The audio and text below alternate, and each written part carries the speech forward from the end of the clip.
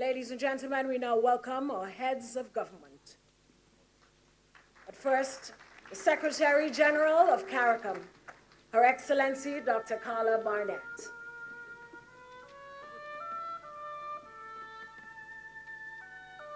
Representing Antigua and Barbuda, the Honorable Chet Green.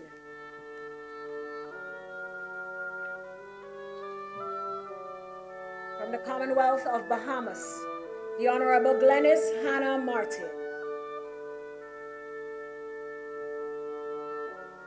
Representing Barbados, the Honorable Kerry Simmons.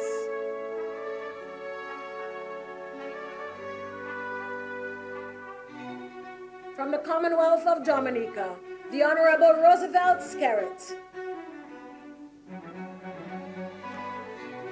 From the Cooperative Republic of Guyana, His Excellency Dr. Mohamed Irfan Ali. From the Republic of Haiti, His Excellency Edgar Leblanc Fils. Representing Jamaica, Senator the Honorable Kamina Johnson-Smith. From Montserrat, the Honorable Charles Kernan.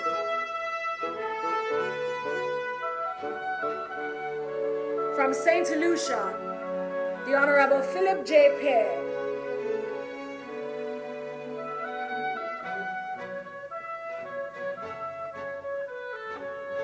Representing the Federation of St. Kitts and Nevis, the Honorable Jeffrey Hanley. From St. Vincent and the Grenadines, Dr. the Honorable Ralph Gonzalez.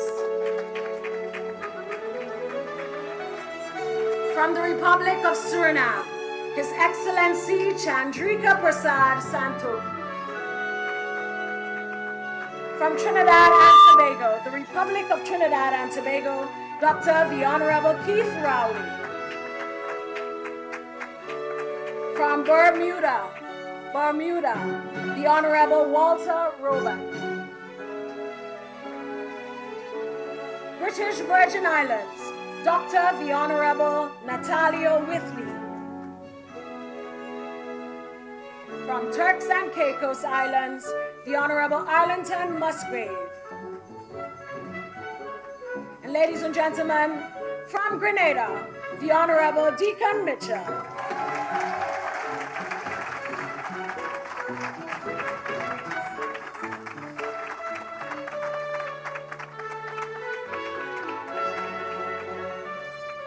Please remain standing as we welcome Governor General of Grenada, Her Excellency Dame Cecile La Grenade.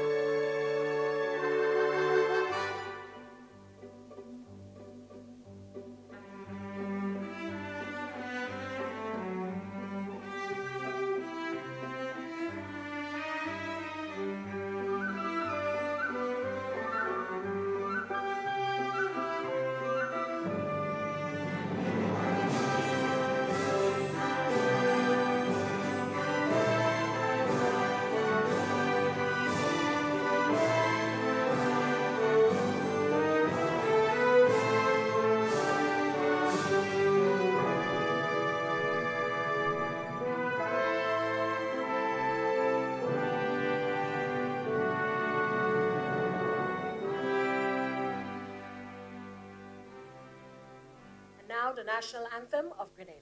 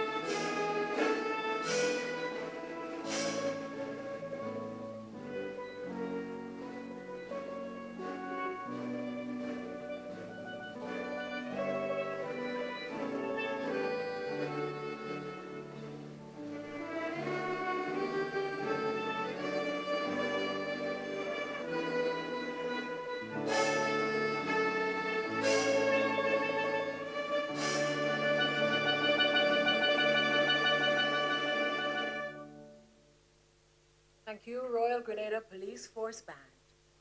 Ladies and gentlemen, please remain standing. We will now invite Pastor Stanford Simon of the St. George's Baptist Church for the invocation.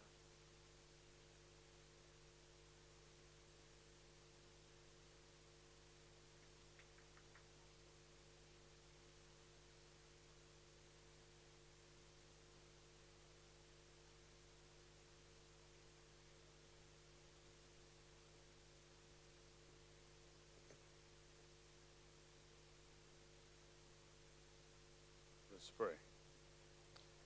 O God and eternal Father, how great is your faithfulness and your love. We thank you for this wonderful opportunity as the heads of government meet here for the 47th meeting. We thank you, O God, for the safety, bringing every single person here. We thank you for the wisdom, knowledge you have given, O God, to our leaders. As they gather here today, Lord, to plan, to seek, Lord, your guidance and wisdom. We thank you, God, for fathers, those who have gone before us, provided leadership and guidance, Lord, throughout CARICOM.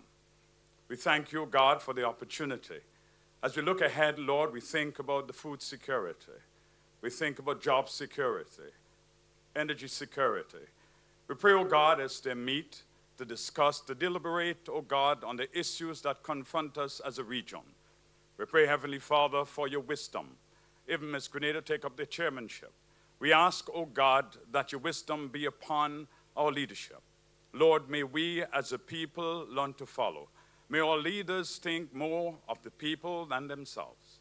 May the reality, God, that we face in the world, we live in a wonderful and a beautiful place for which you have blessed us with. Help our leaders, O God, to dig deep, look into the future. Help us, O God, to prepare for it. And so, God, may your guidance and your leadership be over them. Every word that would be spoken and the thoughts would be shared. This we ask in Jesus' holy and precious name. Amen. Thank you, Pastor Simon. Before I ask the heads to take their seats, I'd like to re-invite our students to present special gifts on behalf of the government and people of Grenada. Audience, you may be seated. On February 7th, 2024, Grenadians at home and abroad, adorned in red, green, and gold, united to mark a monumental milestone, the nation's 50th anniversary of independence. There was a palatable and visible sense of pride on the faces of thousands of Grenadians who celebrated. The significance of the 50th anniversary of independence was deeply engraved in the heart of every Grenadian. It was a time to reflect on past generation struggles and sacrifices and honor the indomitable spirit of Grenadians. The 50th anniversary is a once-in-a-lifetime milestone. We are incredibly proud to collaborate with the Eastern Caribbean Central Bank to unveil the special commemorative circulation of the $50 banknote, known as the Grenada 50. The Grenada $50 note pays homage to Grenada's vibrant culture, our rich history, and cherished icons. The design of this commemorative circulation note weaves together elements that perfectly captures Grenada. Our students will now present a commemorative note to all heads of government represented.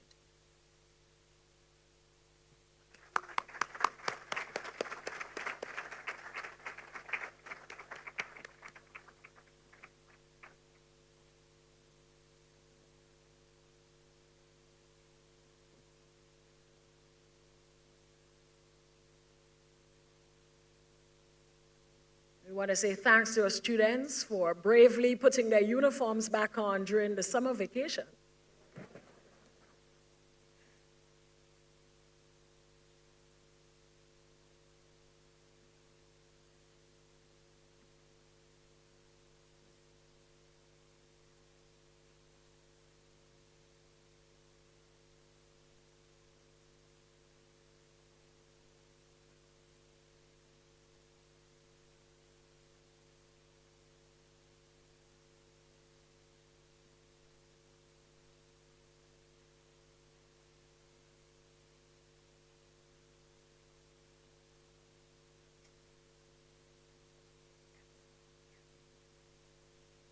Thank you, students. And thank you. You may now have your seats.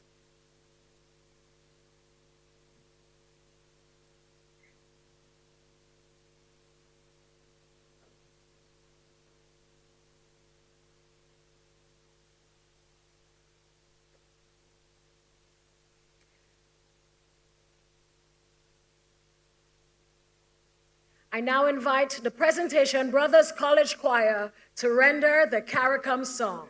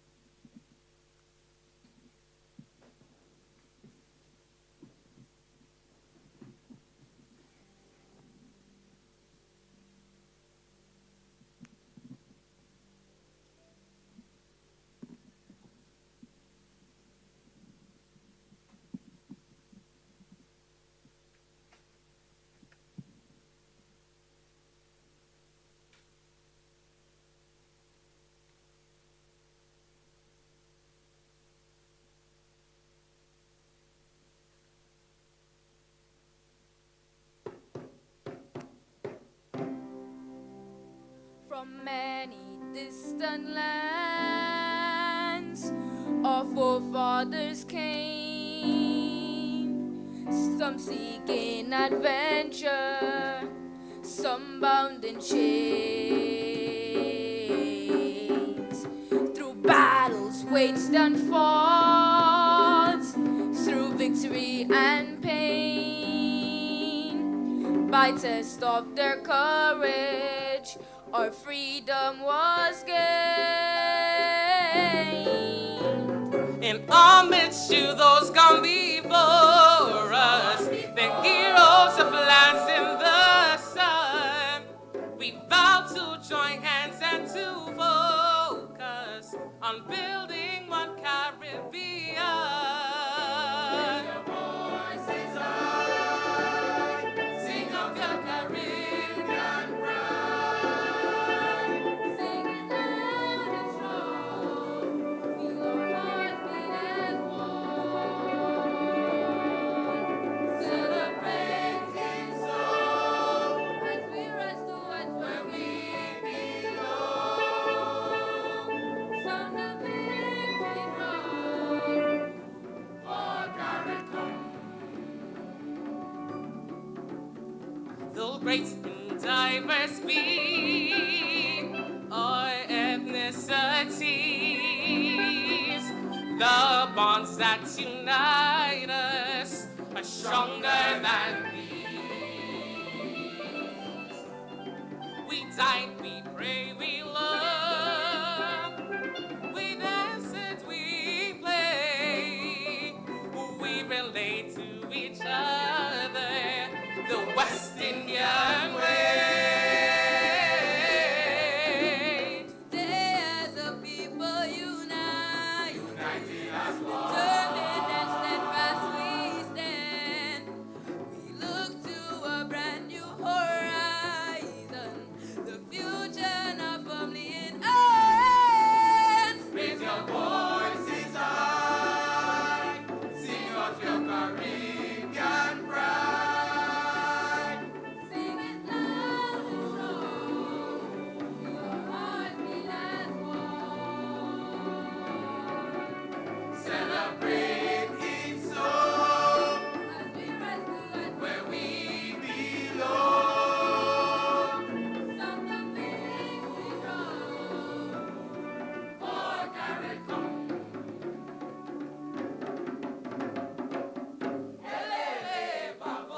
Over you sing CARICOM, knock the ocean CARICOM. Over you sing CARICOM. Raise your voices high, sing of your Caribbean pride. Sing it loud, your heart beat as one. Celebrate in song We rise to life, where we belong. sound the victory drum. For CARICOM. Over you sing CARICOM. Sing Over you sing CARICOM.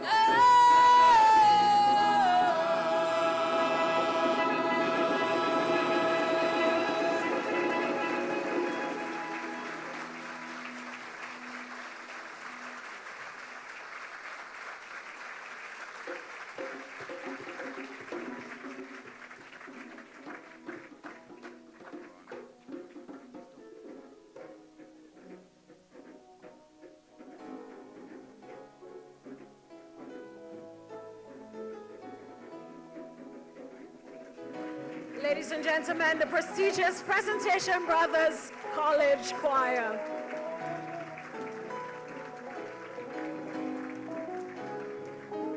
And might I add, alma mater of the Prime Minister of Grenada. We continue to celebrate our young men, and they're beckoning us to let our hearts beat as one.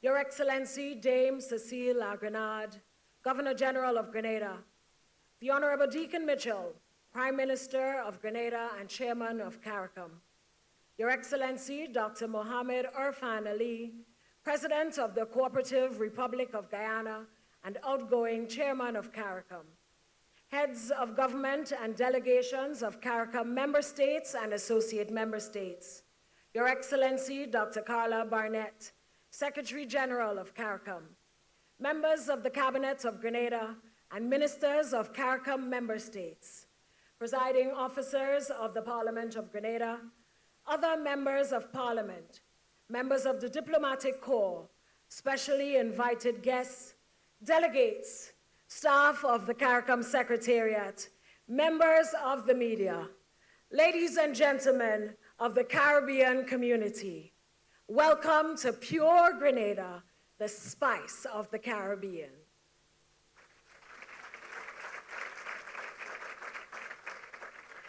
Grenada is home to the exquisite Grand Anse Beach, the world's first underwater sculpture park, listed as one of the top 25 wonders of the world by National Geographic.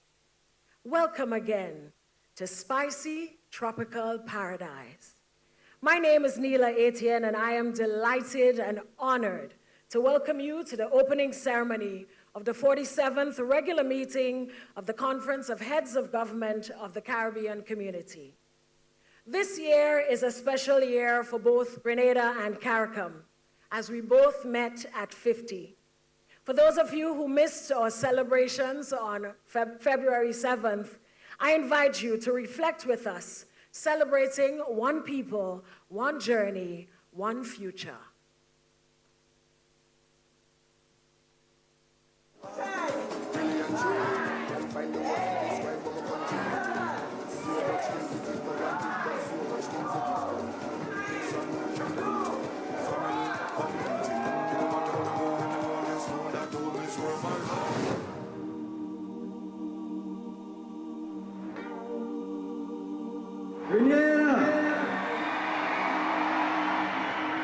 Happy 50th anniversary of independence. If I take time and I write down all the things that I love on my island, best believe my list gon' be like 5 miles long. Best believe it's love that makes me sing this song. 3 islands united as one, blessed with the strength to carry on. We're more than just that island in the sun. Tell the world we are Grenadian. 50 years we're blessed with force and fire. Oh, you mean? We going up, going up, going up, up, up, up, going up, going up, going up, up, up. In the sun, look at how we've grown, how far we've run. 50 years we strong and more to come, more to come, more to come. I'm going higher. 50 years we're blessed with forged in fire. Still reaching for more. Going up, going up, up, up, up, up. Going up, going up, going up, up, up, up, up. We're going higher, as we aspire. Build advances, one people together. Bang, bang, bang. It's only up from We take time to reminisce on the richness of our history from the beginning. From the people who came through sugar and chains, emancipation to revolution. Higher. 50 years we're blessed with force and fire. Oh, you mean? We going up, going up, going up, up, up, up, up, going up, going up, going up, up, up, up, up. Aspire, build advances, one people together. Going up, going up, going up, up, up, up, up. Going up, going up, going up, up, up, up, up. Really and truly, can't find the words to describe what my country mean to me. So much things we take for granted, but so much things they give to me. Peace and tranquility, family, community. In no matter where we go in the world, just know that home is where my heart is. 50 years, as you shake for 50 more, as you shake to reach your goal, like you're only bring the goal. I can see the vision clear. Sing it out to let the people hear. Look at how we've gone and how far we've come. 50 years we strong and more to come, more to come, more to come. It's only up from here. More, more, more. Higher, Like that, higher. It's only up from Higher. 50 years we're blessed with fortune fire. Still reaching for more. Going up, up, up, up, up. Going up, up, up, up, up. Going up, up, up, up, up. remain the CARICOM pity man.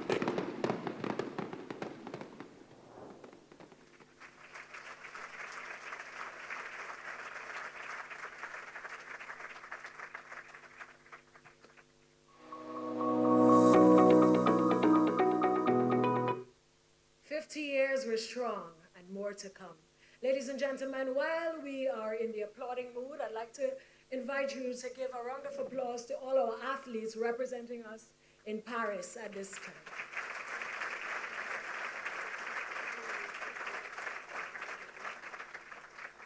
And I'd like to invite at this time a cultural presentation which features Aquino Romaine, spoken word artist, performing a piece called Yui. Dance Company 1 Unit, former Independence Monarch, Mr. Nivian Cox, and our reigning Independence Monarch, Mr. Finley Jeffrey, also known as the Scholar. And of course, we want to welcome to the stage this evening, this afternoon, groovy artists from Kòrsou and Petit Martinique, Mr. Golden. Let's welcome them.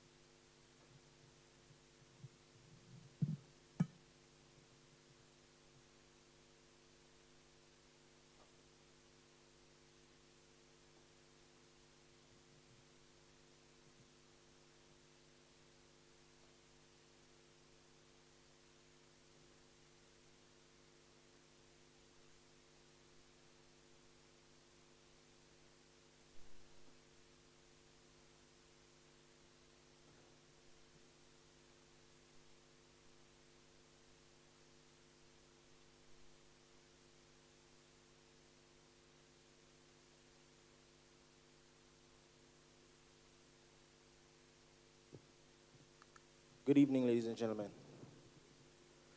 Now, before I begin, I just want to ask a question. Do we have any UE alumni here today? Ooh, that's good. So I just want to get a little bit more specific. Do we have anybody from Mona? All right. Cave Hill? All right. The best campus, St. Augustine? All right. A little bit more specific. Anybody stayed on hall? We have any Milnerites inside there? Okay, hello. Lovely. Right, so this piece is entitled UE, and it was written while I went to UE. So for those of you who attended the University of the West Indies, you would understand the Caribbean unity and camaraderie I felt at school and what inspired this piece. I wonder if UE got its name by chance. Why it couldn't be UOC, University of the Caribbean? I wonder if serious thought was given to the letters they put in together, to the acronym they making and the name they creating, because the name they created could never have been more fitting. You see, this Caribbean we live in is all you, we. A name that reflects individuality and in the same breath togetherness. You are all from different islands, but we make up the Caribbean. We make me a citizen of the region. I no longer Grenadian. I Vinci, Lucian, Trini with a little Antigua, and I can't mention every island, but you check what I mean. And you, nah. We have made it so that we highlight our differences, which is fair. We are all unique. But a similar story is told in the different Creoles we speak. We are more common than we know or like to admit, but division has more short-term benefits. Check this. What a Grenadian called French cashew, a Trinidad called pomerac, but that don't change the fact that it's red. And when you cut it, the flesh white. So because he Bajan and he Jamaican, that don't change the fact that we fought and still fighting the same fight. Maybe with variations, but our nations are plagued with similar strains like crime, corruption, climate change, and political climates that can change. And when politicians ready to reign, the clouds of corruption that swell and bust on who? You, we, on us. And when you sit and reflect that all our we wet dies when you realize we ain't so different. You, we recognize the slice of paradise we have. We're similarly blessed indeed, as chronics say, I'm pleased to be chilling in the West Indies. Chicken curry, curry chicken. And as far as I know, Accra and fish cake is the same thing. Different things, differences, but different is what makes us beautiful. Our beauty is why we are duty-filled to protect what we hold dear. That's why you, we are here. That's another commonality we share. a goal and a vision for a better region, we have more in common than dry and wet season or a preference for food that well seasoned. I believe that we have an obligation, a mission that transcends the boundaries of our individual nations. We are the salvation for little pieces of heaven. We are the catalyst for change. We have the brains and the brawn. I'd like to believe our unity isn't entirely gone, that we recognize that victory is only possible when we unite as one, that our ultimate interests are common, that capital hasn't clouded our vision for a better region. Unity is our best bet. And if we, even with a set of degrees, can see that, then we fail. Thank you.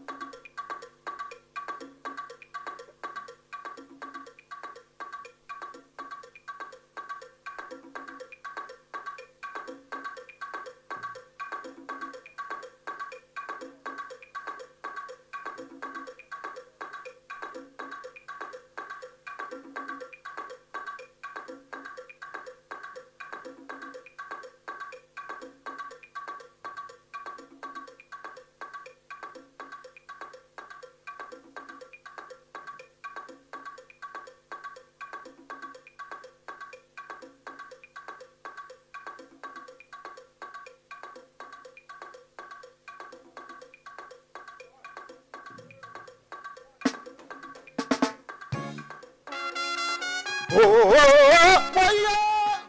Oh, yeah. Sing, oh.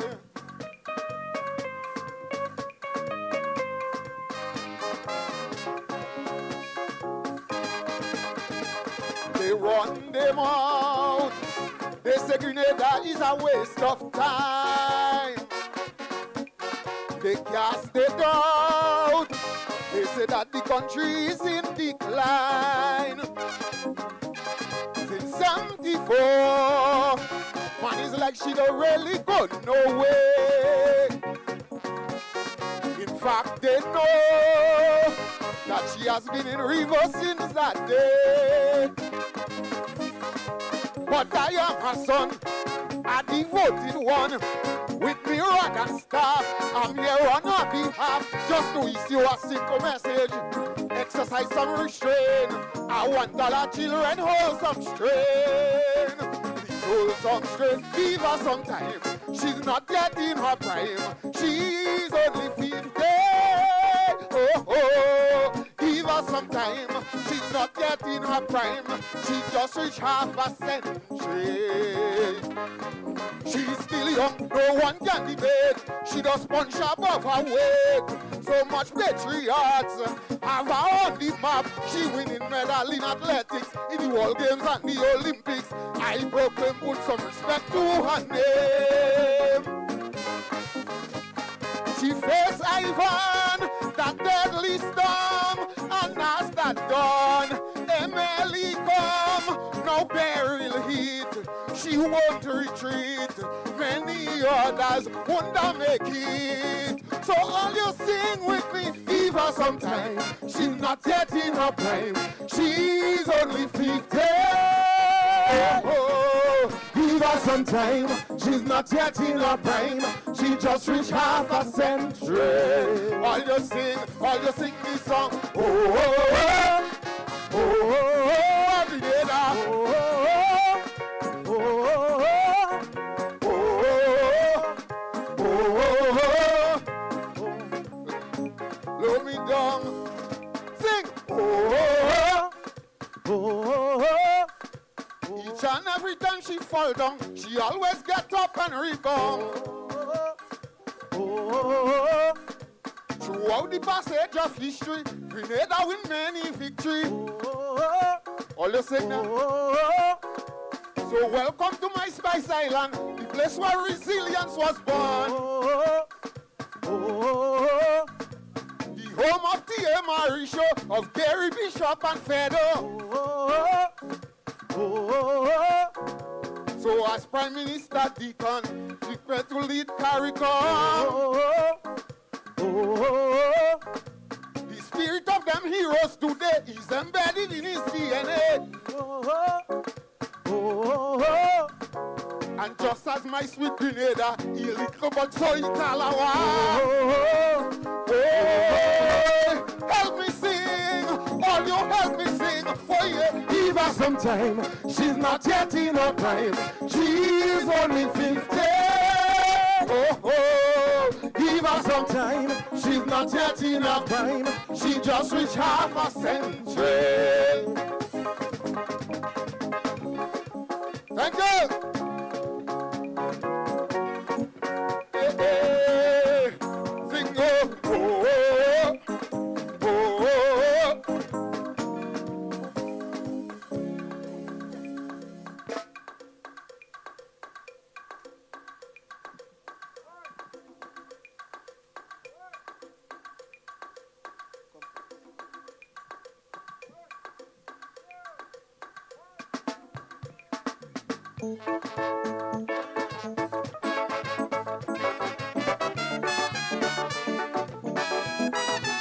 Ay, ay, ay, yeah.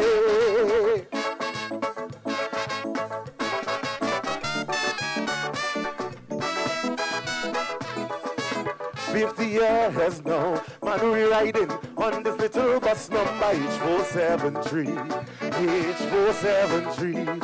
Yeah, and somewhere, somehow, we keep moving on this little bus number H473, H473. Yeah, in 74 he started journey. with a young driver called Eric Gary. Under pressure, he changed some gears. Man, the road was bumpy those early years. Now as we look in the rearview mirror, we look in the rearview mirror. We see a people, we see sky red. So many passengers end up dead. Rearview mirror. We look in the rearview mirror. So much Panamia and sweeter. Some drivers were talked to. Then a young driver named Kid Mitchell to cover the bus for a long spell. He made sure that it was nice and clean, but never bothered about the engine. As the parts corrode, foreigners came on board. Set a chief guy in the name of CBI. Even though money flow, money poor, became poor evermore, destitute and vulnerable. Now as we look round the corner, round the corner, round the corner, man, we have to make sure this time that nobody is left behind. As we look round the corner, round the corner, round the corner, as we celebrate in 50, let's eliminate poverty.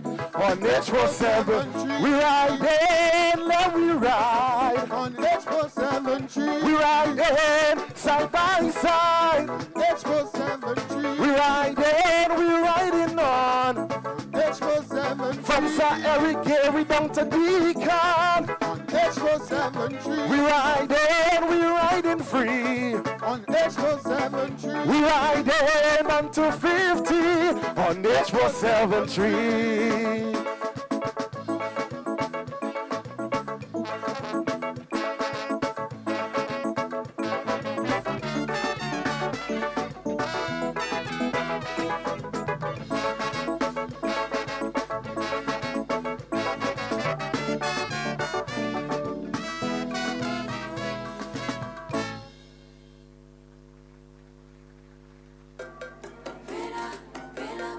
We dance for all our leaders, yes. Who knows man of the party? I tell you it. Shout it, let them know it. Put your hands up. Who's the body's passing? Tell them what them no crazy like it. If you love your country, up in all thing we in there. When it comes to fighting, we don't play. We not leaving this place till we say. Promoter and police can't move. Look, I say we don't hype it up whenever my team link up. Cause we bring the vibes, the life, the everything. Tell them, say Jean bad, we talk to we. If you love the whole Caribbean, one, who knows man of the party? I'll tell you it. Shout it, let them know it. We represent. Who's the body's passing? Some no crazy like well, hey. Up in all thing we in there. When it comes to fighting, we don't play. We not leaving this place till we say. Promoter and guess what? Aye. We turn these lives up. Aye, aye, aye. Party like a holiday.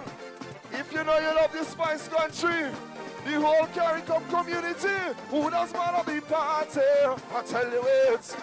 Shout it, let them know it. We represent. Who's the body's passing? Them no crazy like me. Sing it. Up in all thing we in there. When it comes to fighting, we don't.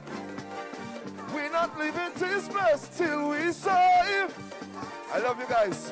It was a pleasure to be here.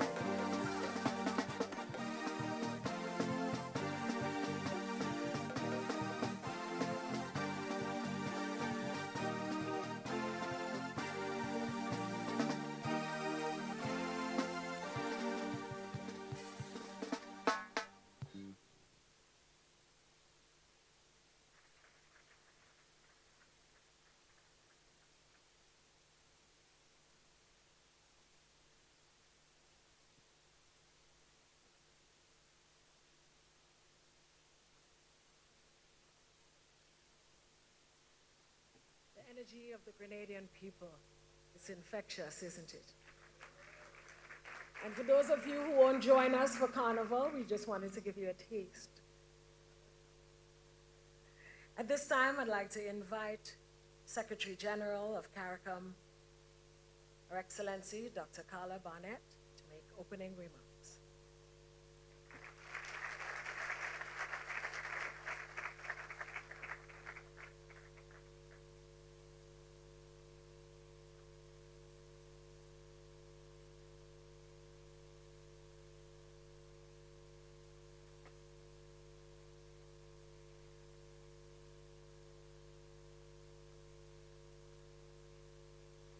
Your Excellency, Dame Cecile La Grenade, Governor General of Grenada, Honorable Deacon Mitchell, Prime Minister of Grenada and Chairman of the Conference,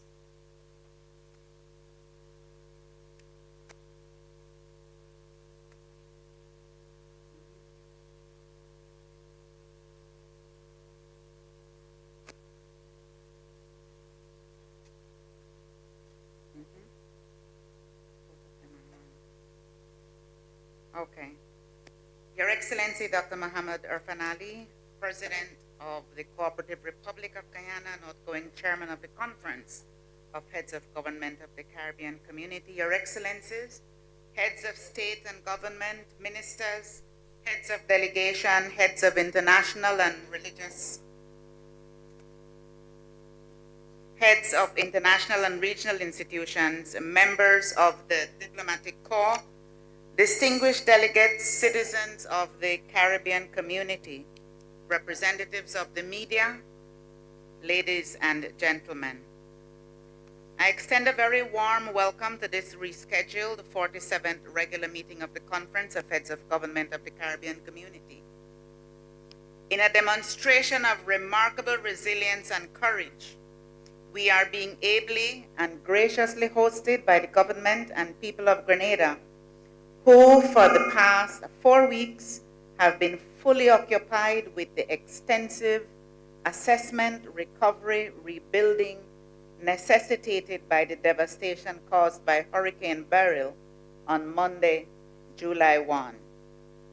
On behalf of the community, we offer condolences to all Grenadians who lost family members and possessions. We also extend our sympathies to the wider CARICOM family in Barbados, Jamaica, and St. Vincent and the Grenadines, who are also heavily impacted by the hurricane. The community stands with you as efforts continue to return to normal life. Prime Minister Mitchell, I voice our deep appreciation for the warm hospitality with which we have been received and for the exceptional arrangements in place for our engagements over the next 2 days. Grenada is of historic importance to CARICOM. It is here, in the Spice Isle, that the Granance Declaration and Work Program for the advancement of the integration movement was signed in 1989. That occasion stamped our commitment to work expeditiously together to deepen the integration process and strengthen the Caribbean community. 35 years later, our movement is still vibrant and influential, a testament to the strength of the resolve that was shown at Granance and before that at Chaguaramas. It is therefore with great pleasure that I welcome Prime Minister Mitchell to the chairmanship of the conference. Since he joined the conference in June 2022 as Grenada's newly elected leader, he has shown his deep commitment to the integration process and his attention to science and technology, including information and communications technology, for which he has lead responsibility in the quasi-cabinet of CARICOM Heads of Government. Chair, we are assured that under your astute guidance, this 47th regular meeting and for the next 6 months, the business of the community will be ably directed.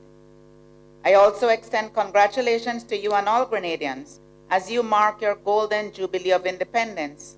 And even as our celebrations of CARICOM's 50th anniversary end, we acknowledge our member states, namely Antigua and Barbuda, Belize, Dominica, Grenada, St. Lucia, Montserrat, St. Kitts and Nevis, and St. Vincent and the Grenadines, who mark 50 years of CARICOM membership this year.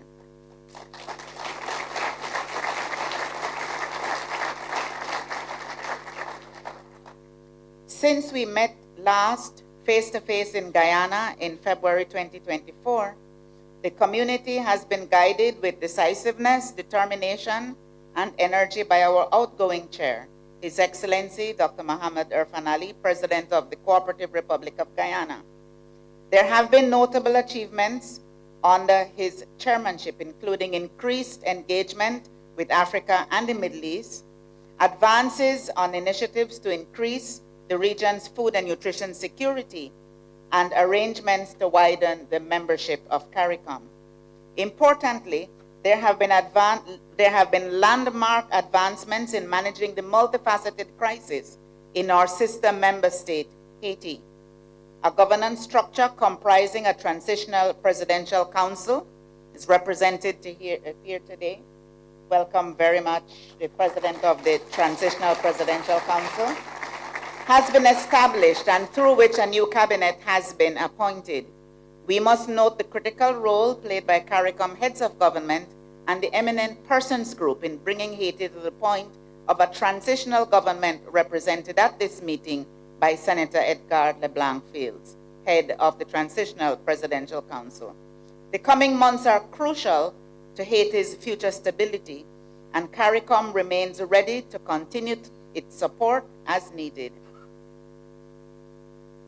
I also acknowledge our distinguished special guests at this 47th regular meeting, the Right Honorable Patricia Scotland, KC, daughter of Dominica and Antiguan soil, and a staunch advocate of the value of collective action to deepen integration and advance development. Regrettably, she is unable to join us physically for this rescheduled meeting, but we look forward to her virtual participation. 2 CARICOM stalwarts will be recognized with the region's highest honor, the Order of the Caribbean Community, in this evening's opening ceremony. West Indian cricketer extraordinaire Sir Clive Lloyd of Guyana,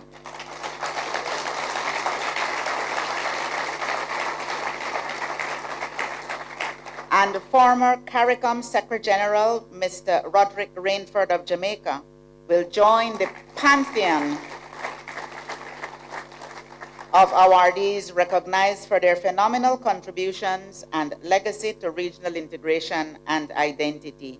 I congratulate them both and express our appreciation for exemplifying the best of our region. Ladies and gentlemen, our integration movement has entered into the second half of its journey to a century. As we celebrated our 50th anniversary during last year, we took stock of our achievements and evaluated our faithfulness to the ideals of our integration movement, even as we acknowledge that there is still much more work to be done. There's no denying that there are many noteworthy successes. CARICOM has led or supported critical hemispheric and global issues that have influenced the thinking of some of the major countries of the world. Our relentless voice regarding the crisis in Haiti, our call for activation of the Loss and Damage Fund for our vulnerable small island and low-lying coastal developing states, recognition by all the independent member states of the region to the state of Palestine, advocacy for the two-state solution to resolve the long-standing conflict in Israel, and our call for the end to the ongoing war in Gaza. In all of these issues, we have signaled our perspicacity, courage, and unity to the global community.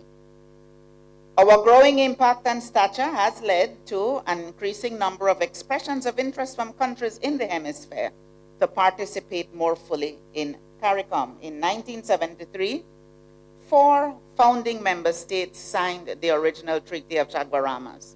Today, we comprise a vibrant membership of 15 member states and 5 associate members, with Kòrsou set to be formally installed as our 6th associate member today. I warmly welcome His Excellency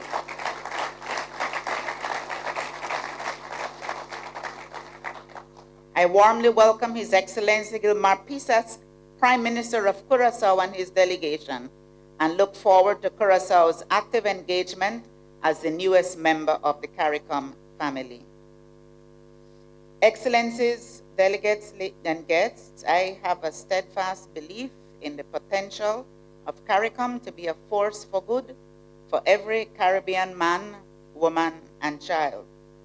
Our dynamic interplay in economic coordination, functional cooperation, foreign policy coordination, security cooperation, tourism, education, agriculture, and health is one of the hallmarks of our success, truly exemplifying the theme of this meeting, one people, one journey, one future. However, while we share a common ancestry, history, heritage, our countries are known for their diversity. Blending these distinct and sometimes dissimilar characteristics is no easy feat. It is testament to our respect for each other and our vision and our love for the region and its people that our integration movement continues to deepen, thrive, and make a difference. I note in particular the important role played by our regional institutions in solidifying our integration.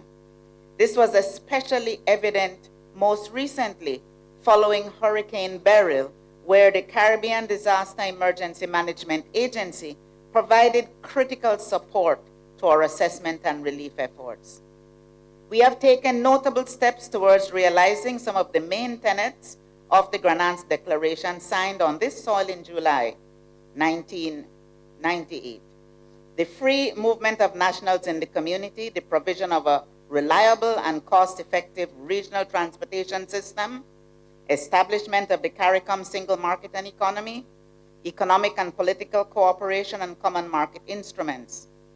As our countries reinforce resilience and growth, it is critical that this 47th regular meeting advances these and other discussions and decisions intrinsic to the objectives of CARICOM integration. The staff of the Secretariat remain committed to giving our usual support to member states and their programs. We have been intentionally engaging the private sector, civil society, indigenous peoples, women, and especially young people who are the future of our region. Intergenerational views benefit the community with fresh, innovative perspectives, and we will continue to leverage these together. As one people, we journey into our collective future. My hope is that as we rise from this 47th meeting, more aware, more confident of our strength, and more focused on the tangible outputs, food, health, shelter, education, social interaction, and social justice that will ensure the development and prosperity of our Caribbean community and its people. Thank you very much, ladies and gentlemen.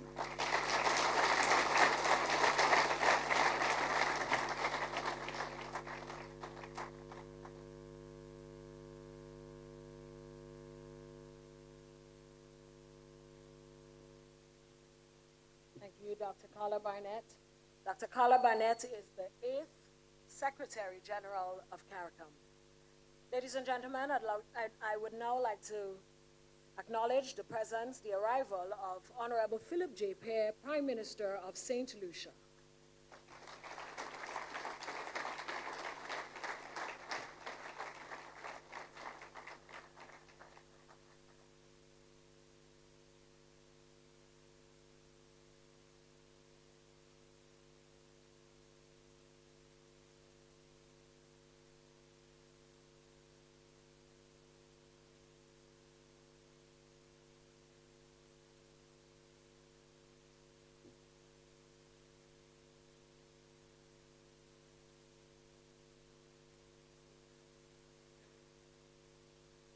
Thank you. Thank you.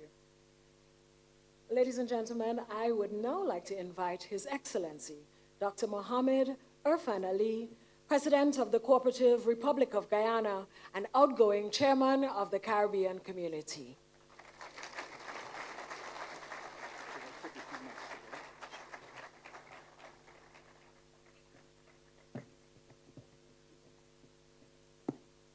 Thank you very much. From the very onset, allow me to first of all indulge you in a brief moment of reflection as we, people of faith, ask for the strength of those families who have lost loved ones in burial, and for the communities that are healing and devastated, and the leaders of those countries who has the responsibility of rebuilding with limited resources, that they too be given the strength of leadership during these difficult times. I ask you to reflect in prayers.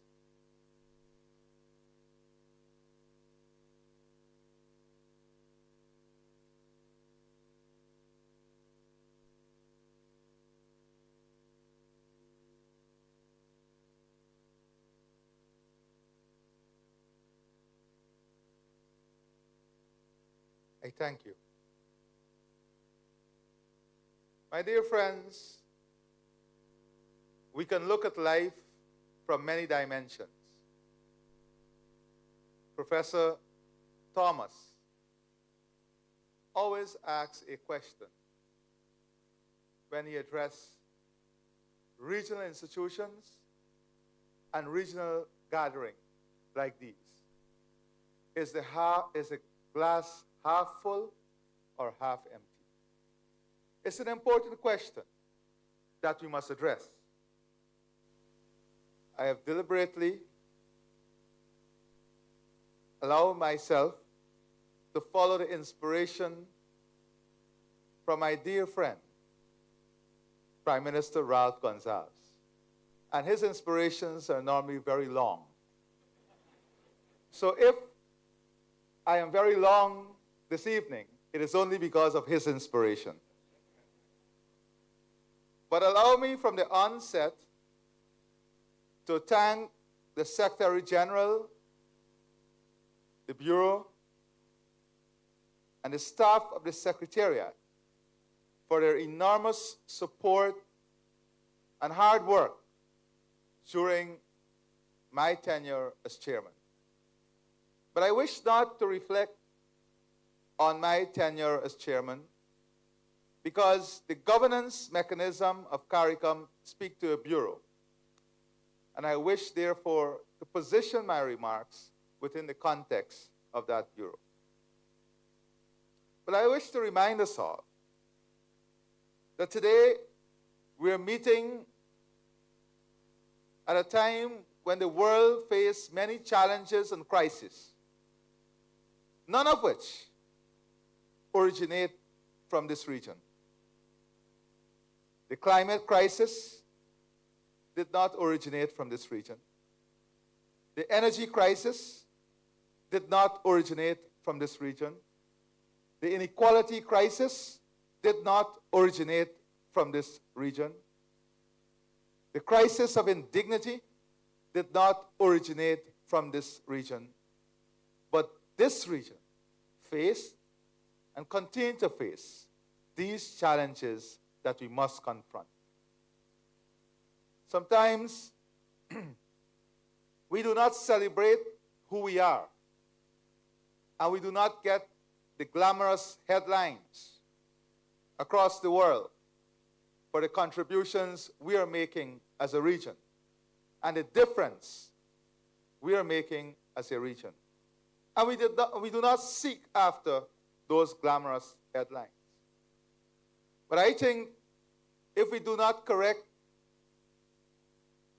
the narrative that is sometimes used to define us, and the narrative that is used to set us in a certain frame, we'll be doing a continuous injustice to those before us, those who are with us, and those who will come in the future. And I wish to highlight some of these issues and position CARICOM and for the people of this region to be the judge as to the question that is consistently asked about the relevance of CARICOM, the importance of CARICOM, these questions can be easily put to rest. And I want to do so tonight with some examples. Today, all of us in this room, we face rising prices. And all of us, in a reflect action, point all our fingers to the government.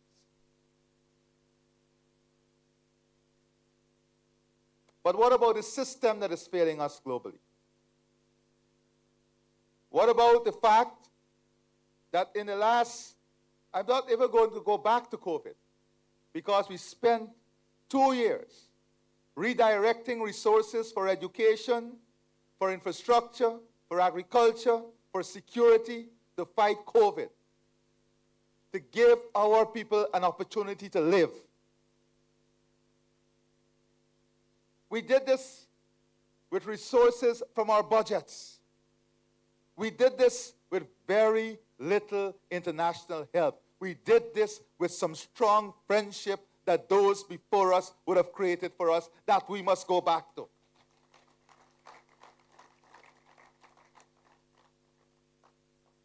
But we succeeded. How many headlines will speak to that crisis and how the leadership of the region navigated that crisis? As I speak to you today, in the last 6 months alone, we are importing inflation at a record level. The cost of shipping increasing by more than 1,000%, 800%. We did not cause that. We did not create the conflict around the world that is driving up the cost of shipping, but we are facing those challenges with the increased cost of shipping. The increased cost of energy. The countries that must now direct budgetary resources that should have gone to health care, but now to rebuild after burial.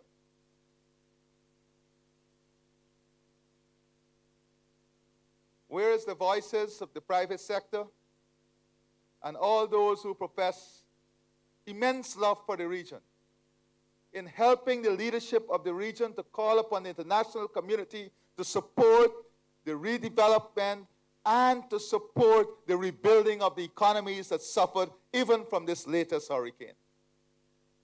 Very few voices, but all fingers are pointed to the leadership and the governments. Without an acknowledgement of the challenges, we as leaders are not shying away from the challenges. Prime Minister Rowley convened a regional conference on security, acknowledging that we have a problem, but went beyond that, allowing the region to understand the source of the problem and the importance of addressing the source of the problem, and then developing a holistic approach in dealing with the revelation of the problem. But that aspect of the discourse becomes absent. Important aspect of the discourse, but it becomes absent.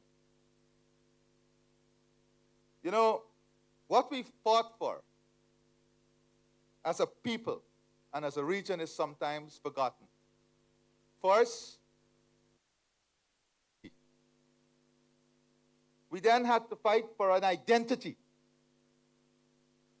After we fought for dignity and identity, we then had to fight to ensure we had our own values and values were not imposed upon us, so that we can have our own value system.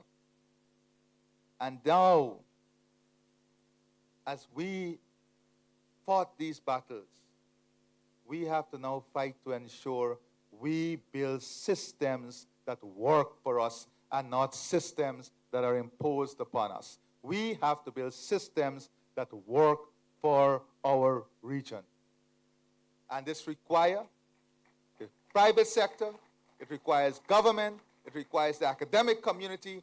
We have to come together and build systems that work for us. We have to trust in ourselves. We have to have faith in each other. And we have to have hope about the future. Is the glass half full or half empty?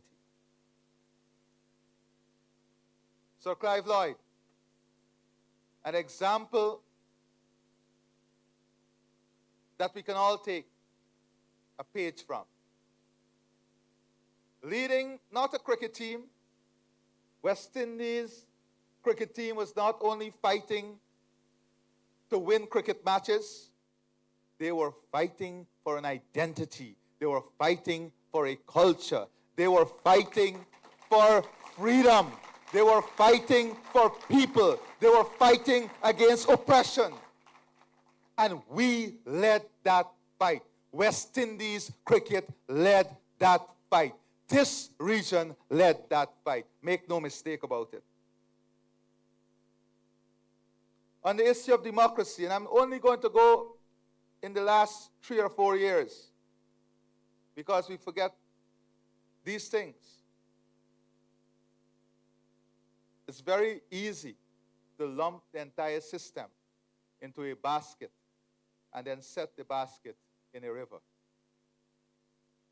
But on the issue of democracy, as chair of CARICOM, I sat with colleagues, SG and her team, for hours upon hours, days upon days.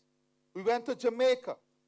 Jamaica convened a special meeting, invited all stakeholders. Well, let's me backstep. In Guyana, we held a special breakfast with all international stakeholders in the region. Then we went to Jamaica. Jamaica, Belize, then invested money. Jamaica invested in training security personnel. And then we left our normal duties and sometimes spent 6, 7 hours in the night.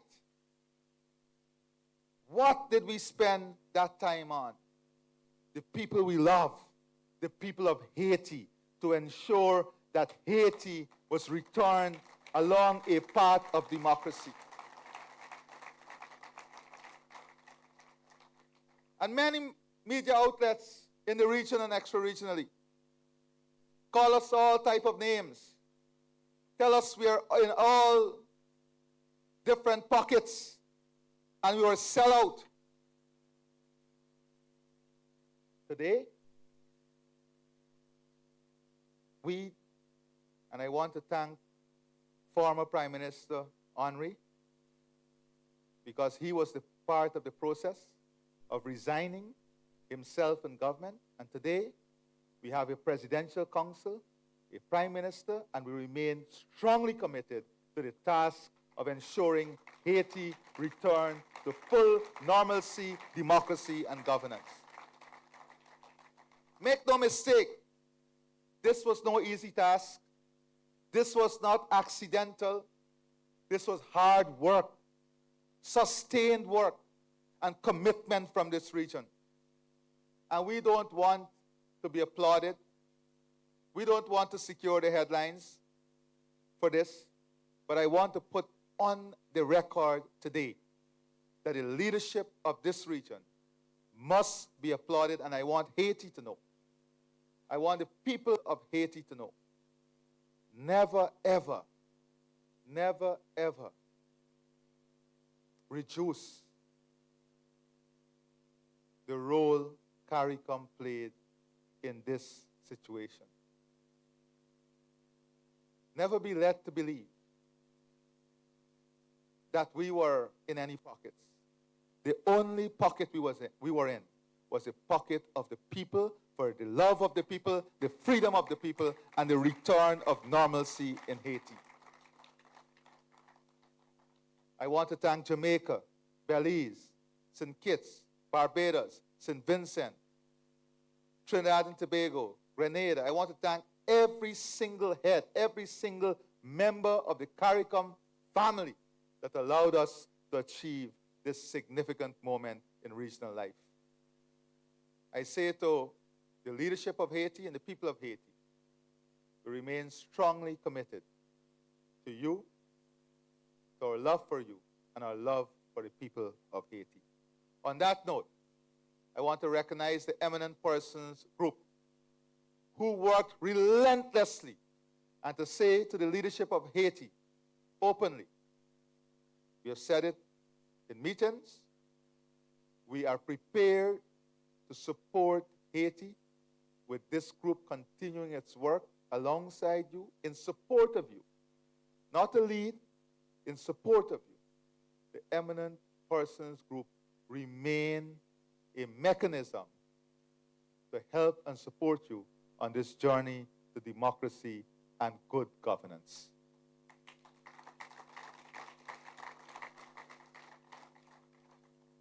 In my own country, also, in 2020, we were faced with tremendous threat to our democracy.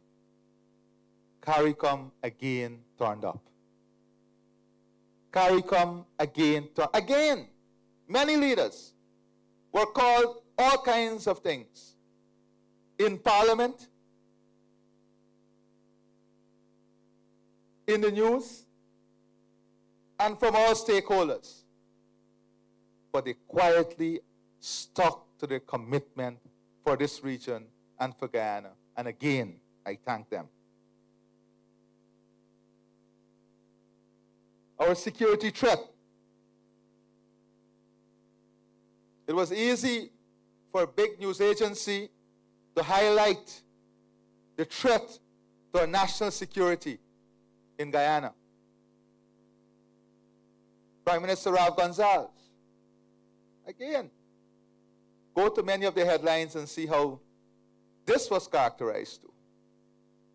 Convened a meeting among regional heads, brought together all sides, and we avoided disaster for this region. This is the region I'm talking about.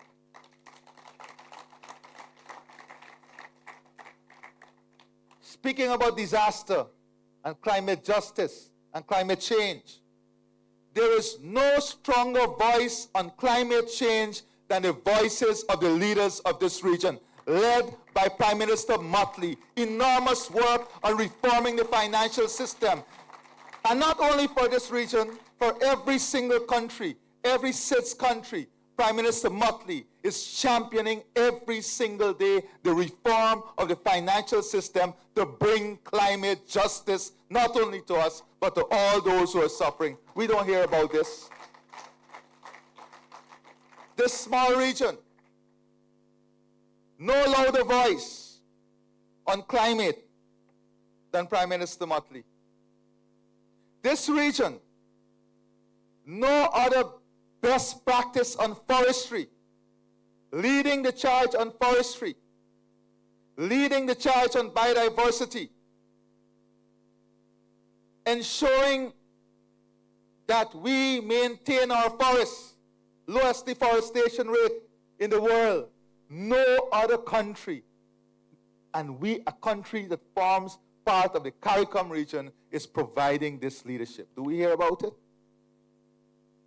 Do we celebrate it? Do we do case studies on this in the classes and universities? Or do we continuously look at the glass half empty? Sports. We just concluded a T20 World Cup. To host this, the governments invested millions of dollars to ensure that our people can have the best sporting event here too. No issues, flawless, from our responsibility. I can't say from the ICC responsibility, I can speak from our responsibility.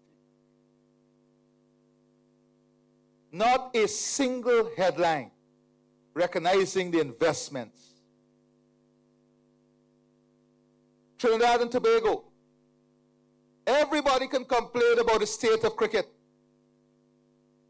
But the leaders were bold enough to call a conference specifically designed on cricket. Where are the headlines? Where are the headlines? Financial instruments. The partnership SC spoke of, expanding our reach with Afri-Exim Bank, with Africa, trying to build financial instruments, bringing in new investments. Where are the headlines on this? It's as if these things never occurred. It's as if these things never occurred. Afri-Exim Bank now having a permanent place in the region with a headquarters in Barbados. Or do we find them insignificant to recognize them? Or it does not fit the construct of the narrative to believe that these regions can be part of the solution, Prime Minister Rowley?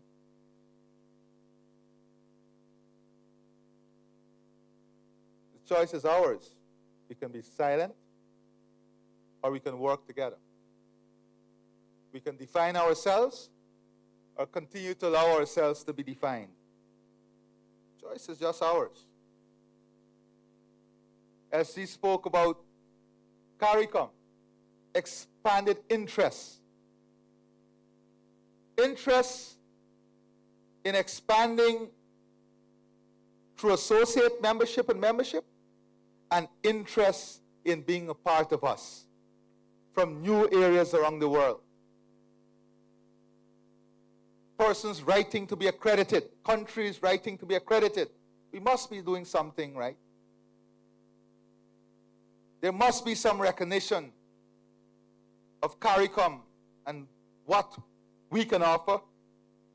Energy security. And I saw Prime Minister Rowley, you signed a new energy pact. I also saw Chevron getting to 2050. It's a reality. Look at all the headlines in the region. Two situations occurring at the same time. Examine the headlines.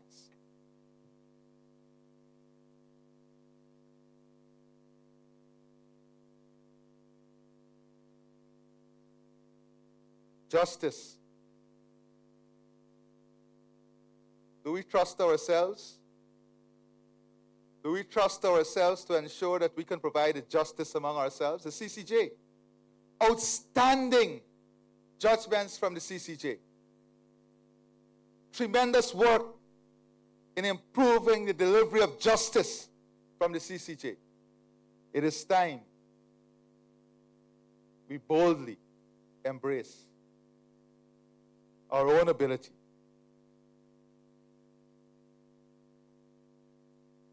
to provide justice for ourselves and the people of this region.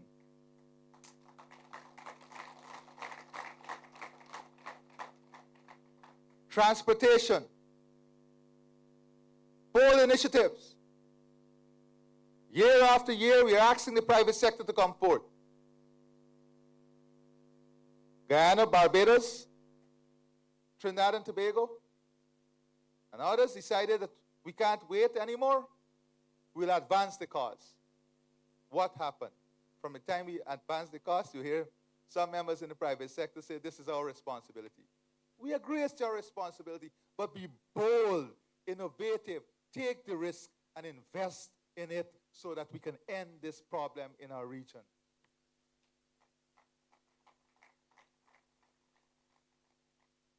Everything comes back to the government.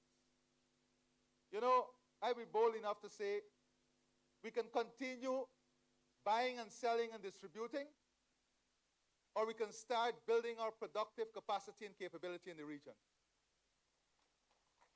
But to do so, we have to start supporting what we use in the region.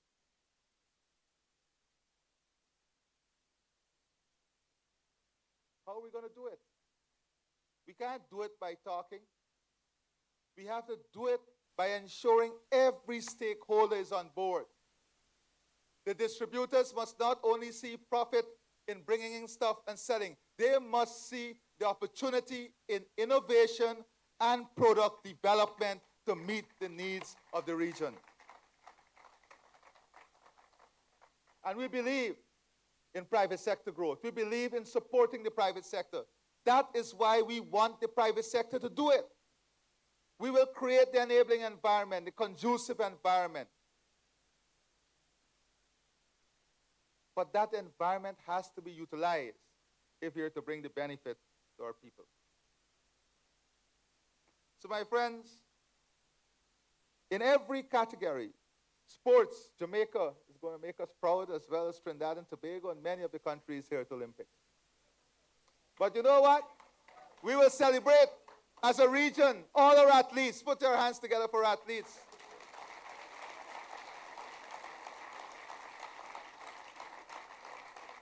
And our athletes will rightfully secure the headlines across every newspaper, but not one line would recognize the investment that was made by governments to enable the performance of our athletes.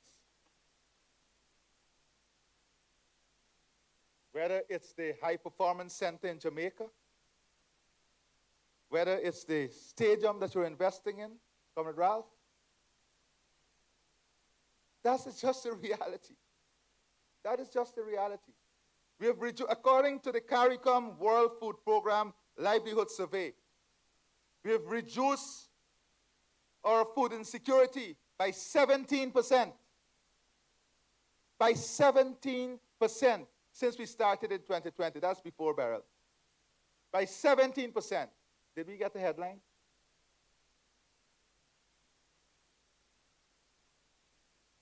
Beryl came. The damage to the agricultural sector alone is more than $100 million US. And I'm not counting opportunity costs, because government now must reprioritize where they will spend the money. So guess what? Agriculture will have to take a cut.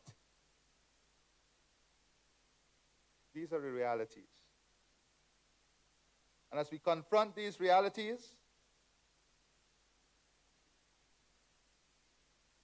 we must all remember there are more challenges ahead. And as I welcome my brother, Prime Minister Mitchell, the challenges of AI, digitization, and robotics already confronting us. And our leaders are already thinking about it, because that will continue to widen the inequality gap between our competitors and our trading partners and us. But we have to confront these challenges. We have to find investment. Whilst we are doing this, our human assets that we are training are moving. Look at the condition of our nurses now. We invested in training our nurses.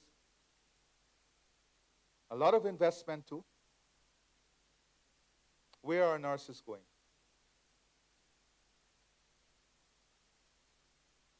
Yes, we acknowledge that people must go for whatever opportunities you're taking might be better or is better from a profit and loss perspective. But what about compensating us for the training that we provide to fill the gaps that exist in other countries?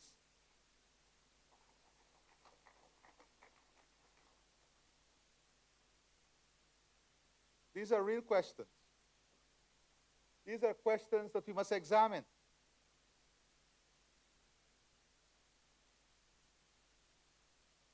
We share an important geographic space.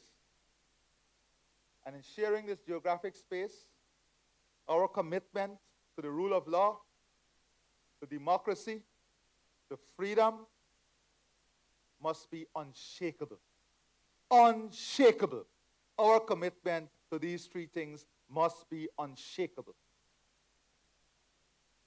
But our commitment to ensuring that the societies we build have safeguards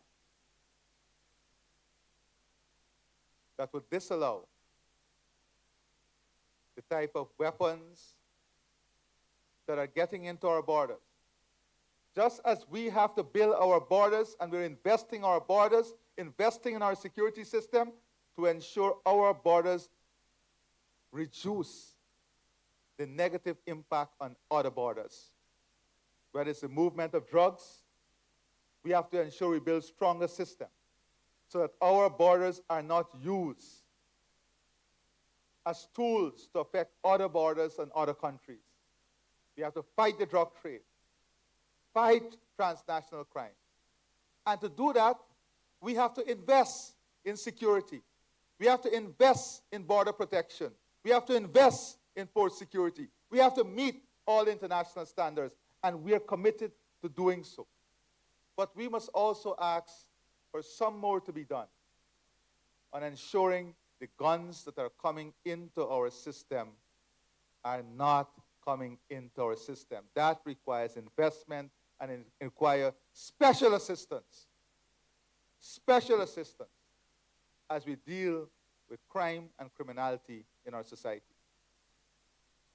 These are the questions that we'll confront as we gather.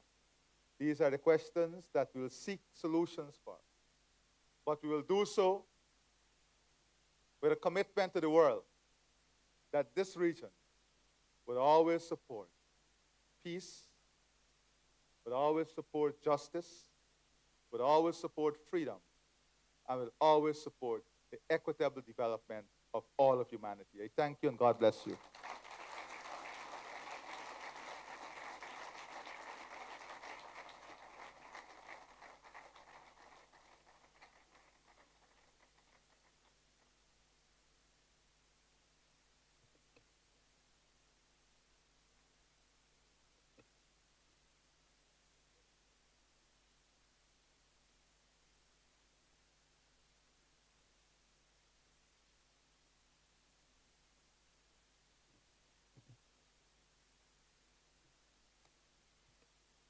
Thank you, Your Excellency, Dr. Mohammed Irfan Ali, for your compelling remarks and leadership of the Caribbean community.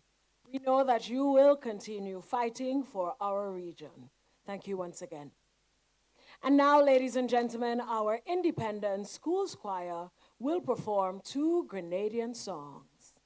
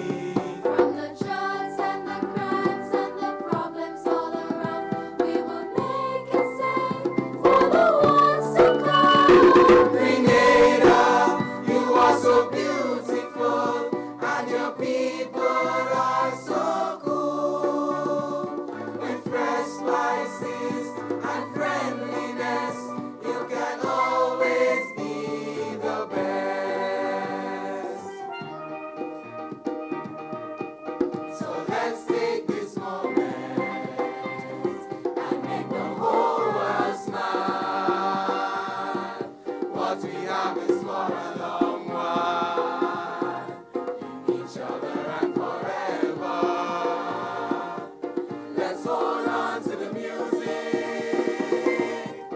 Let's hold on to the melody. Let's hold on to the rhythm that beats for you and me. Let's hold on to the music.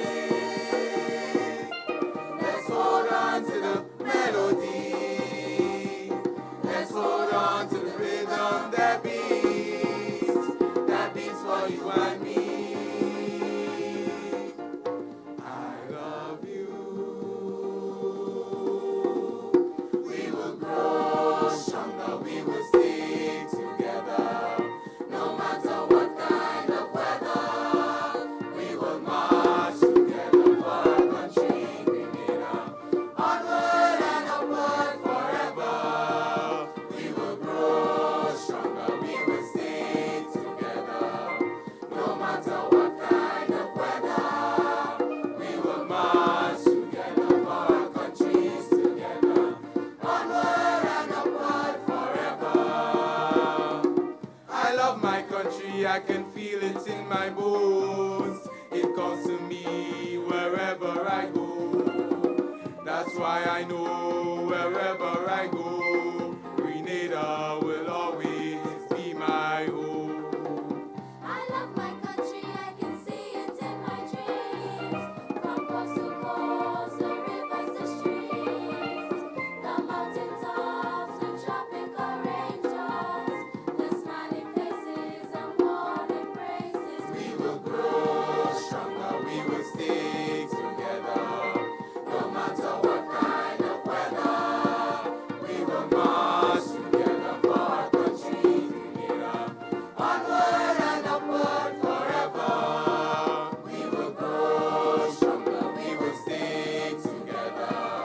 No matter what kind of weather, we will march together for our countries together. Onward and upward forever. Onward and upward forever. Onward and upward forever.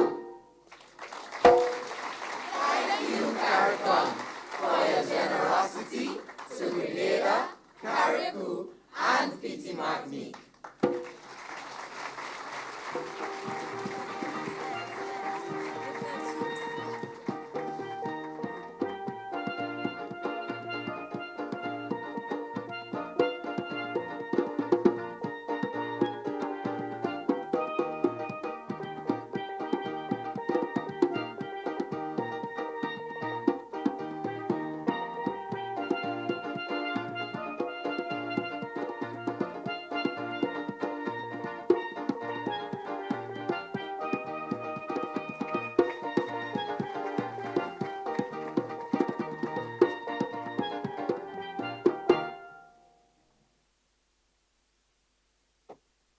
Onward and upward together. We now move to the accession of Kòrsou into the Caribbean community. For this, I'd like to invite Dr. Carla Barnett, Secretary General of CARICOM, General Counsel Ms. Lisa Sherman, and Prime Minister of Kòrsou, and Prime Minister and Chairman of CARICOM, the Honorable Deacon Mitchell.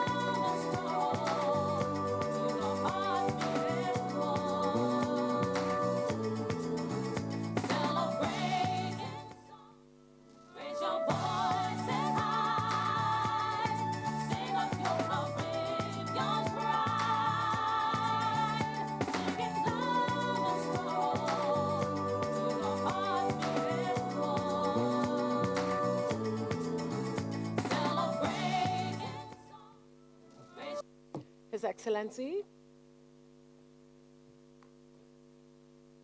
We want to invite His Excellency to say a few words.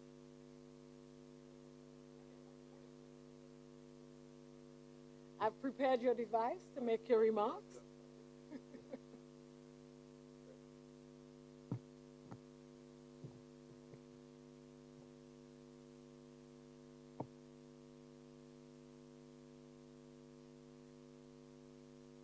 Honorable Chairman of CARICOM, Prime Minister of Grenada, Mr. Deacon Mitchell.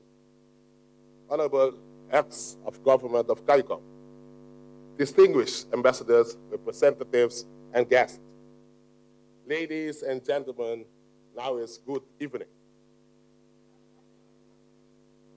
On July the 2nd last, we celebrated the 73rd year since Parliament of the island of Kòrsou convened for the first time in 1951.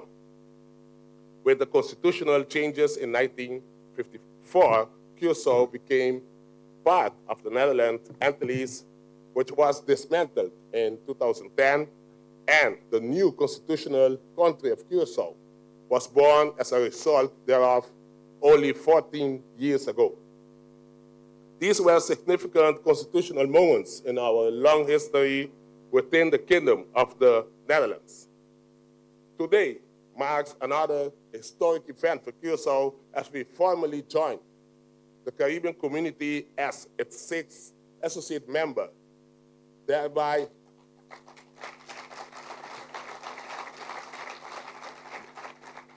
honoring the commitment of our country to a shared responsibility for the sustainable development and overall progress and well-being of all nations within the Caribbean community. Just as it is the case with the other associate members in their relationship with the United Kingdom, our membership of and commitments within the family of the Kingdom of the Netherlands will not compromise our commitments towards further regional integration and its objectives, as this commitment comes from the fact that we are an integral part of the Caribbean family. Our cultural identity is linked to the rich historical heritage of the Caribbean region. We intend to demonstrate a firm commitment towards CARICOM and the common aspirations of its members. In this context, our shared heritage has forged a spirit of unity among us in many areas of our historical development, which commit us to its preservation and, as far as possible, its enhancement for the generations to come. By joining CARICOM, we affirm our commitment to work together in the interest of the collective values and aspirations that bind all of us as small island development states in the Caribbean region. In addition, CARICOM's mission to promote economic integration and ensure sustainable development for all its members align perfectly with our nation's objectives.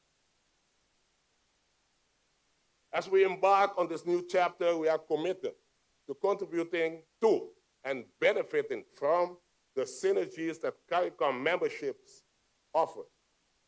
Regional integration and cooperation are therefore not only beneficial, but also essential for our future development in the Caribbean region.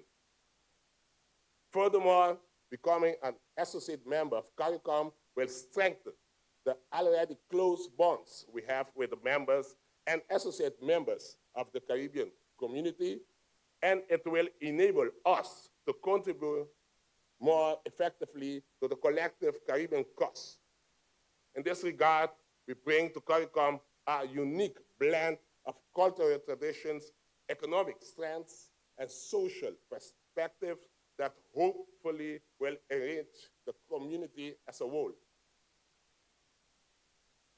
In terms of functional cooperation, as we become more familiar with the dialogue structures and institutions within CARICOM, we look forward to participating in CARICOM's robust network of support across the region and work together with other members on important issues affecting our mutual progress, resilience, and sustainability. For instance, economic integration is at the heart of CARICOM's mission. Our strategic location, natural ports, and well-developed physical and professional service infrastructure can serve as a hub for regional trade. By investing in connectivity and logistics, we can help streamline the movement of goods and services across the Caribbean, boosting economic activity among our nation and creating jobs for all of us. By working together, we can create a more competitive and resilient regional economy. To demonstrate Kòrsou's firm commitment to regional trade, we have already started negotiations with the Dominican Republic and Trinidad and Tobago, and are about to do so with Suriname. These negotiations will result in a mutually beneficial trade agreements with these member states. When finalized, these trade agreements will come into effect after our membership of the World Trade Organization is a fact. Apart from economic integration, Kòrsou is particularly committed to support initiatives within CARICOM that provide the potential for collaboration in areas such as renewable energy, new forms of agriculture, digital technology and telecommunications, human capital development, climate resilience, and sustainable development. These policies areas hold immense promise for our future development as small island development states and the collaboration between members of CARICOM. We are convinced that we will all benefit if we pool our resources and expertise together to achieve results that will benefit all of us.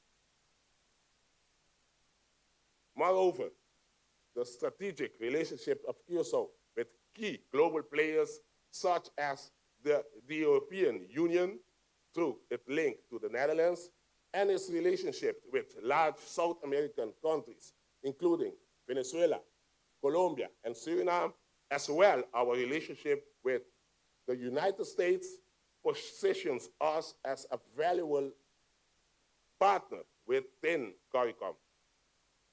These relationships have been cultivated over many years of political, diplomatic, and economic engagement, and they offer a wealth of opportunities for CARICOM as we move forward together.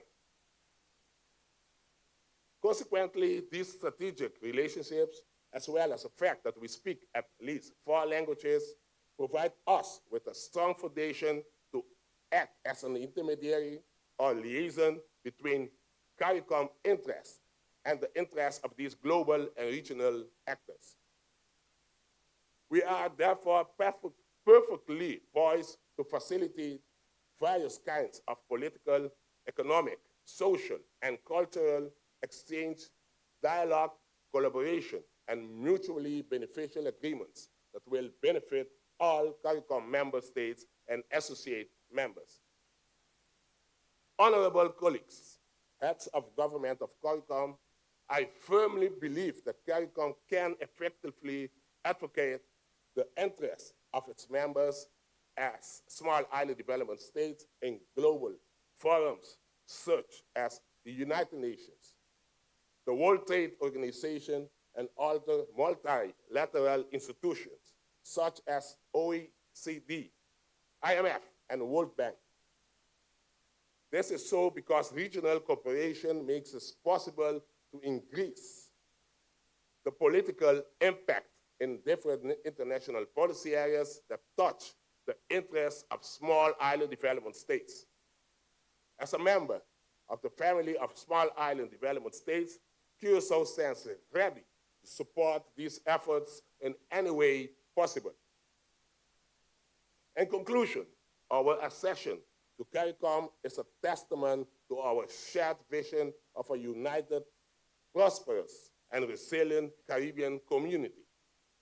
We are truly honored to join this esteemed organization and look forward to collaborate with all members and associate members to achieve our common goal. We also bring with us the experience, resources, and the vast international network of the Kingdom of the Netherlands, which we can leverage in optimizing our collective strengths and economic connections, and to navigate geopolitical complexities to the benefit of all CARICOM member states and associate members. Finally, I wish to thank our family members in the Kingdom of the Netherlands, Aruba, Sint Maarten, and the Netherlands, and my beloved people of Kòrsou for supporting us, and all members of CARICOM for the privilege to become a partner in this esteemed Caribbean community. Mr. Chairman, on behalf of the people and government of Kòrsou, I hereby wish to extend our best wishes for the continued advancement and prosperity of CARICOM and the well-being of its inhabitants. Master of Ceremony, I thank you.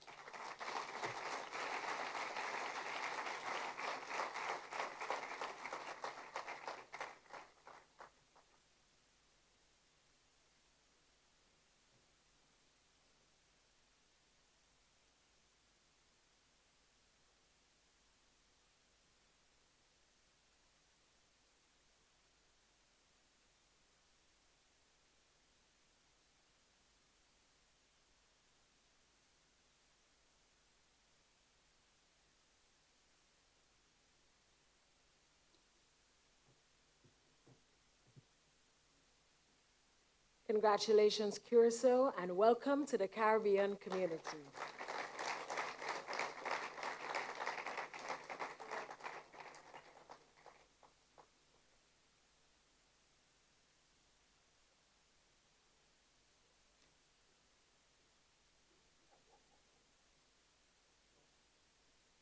Ladies and gentlemen, the moment we've all been waiting for.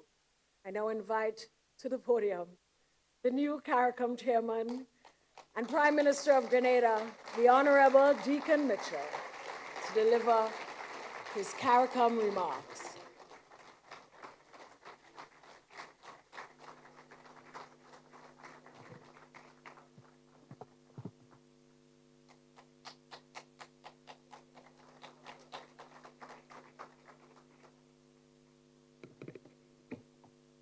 Thank you very much.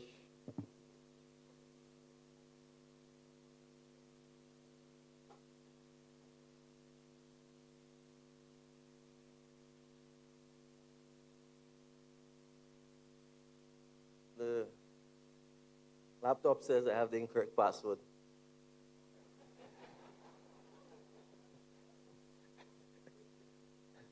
And so I may have to take inspiration from Ralph.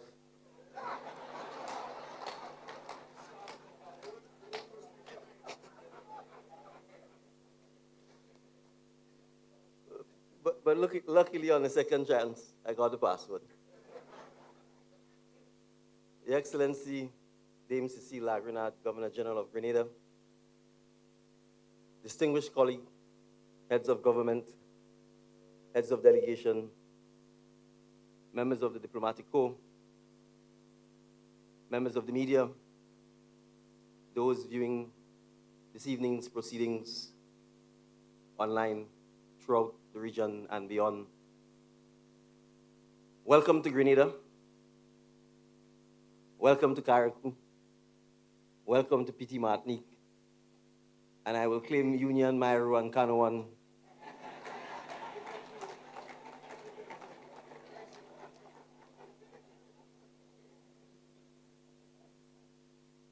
this evening. When I hear my voice, it tells me I have something. I'm not so sure if it's, whenever Carnival is coming, you get some kind of flu. But since we had burial, I seem to have developed some sort of allergies or something of the sort. So I'll take it, it's the post-burial allergies or flu. And it's not a joke because since burial, when you wake in the morning, There are hundreds, if not thousands, of these small little flies all over. They blanket the floor, the window.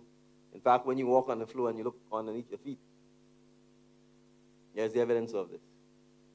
I assume CAFA or some other regional institution at some point, University of the West Indies, UWI,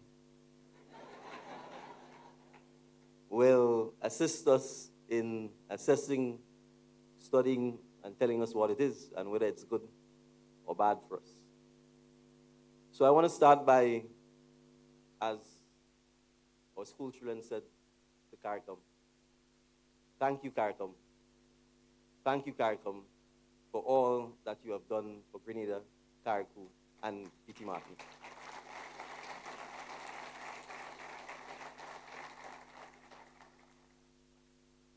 You know, when I journeyed to Suriname in 2022 for my first heads of conference meeting, I went back last night and looked at what I said. And you know what happens when you're young and you're fresh and you now come.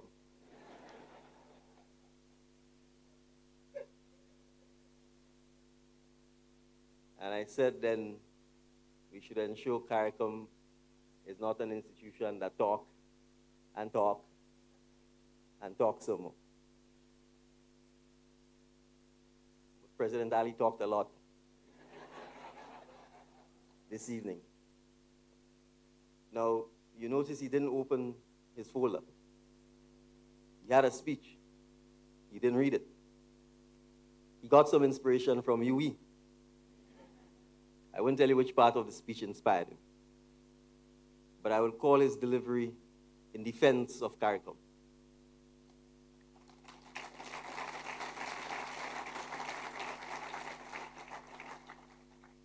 And there was no better closing play than the accession of Kòrsou to this prestigious institution called the Caribbean Community. So I know that CARICOM doesn't just talk and talk and talk some more. I know this because today, President Ali, his foreign minister, his chief of defense staff, journeyed with me this morning to Kòrsou and Petit Martin to greet the Guyanese Defense Force soldiers who are right now preparing the police station in Hillsborough in Kòrsou.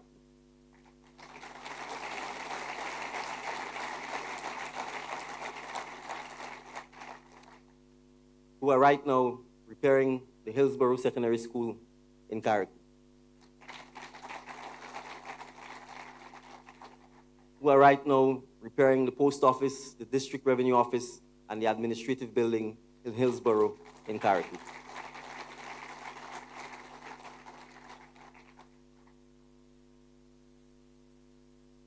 Prime Minister Rowley, within 24 hours of Hurricane Beryl, stopped the 2 Osprey boats that are owned by a Petit Martinican family that had moved to Trinidad for safekeeping to ride out the storm with goods and supplies to send to Grenada.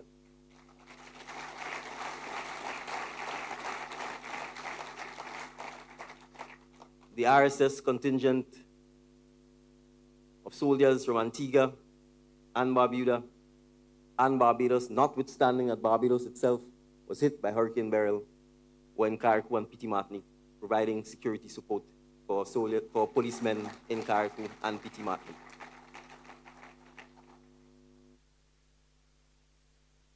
Dominica, which itself was decimated by Hurricane Maria not so long ago, sent Grenada $1 million EC.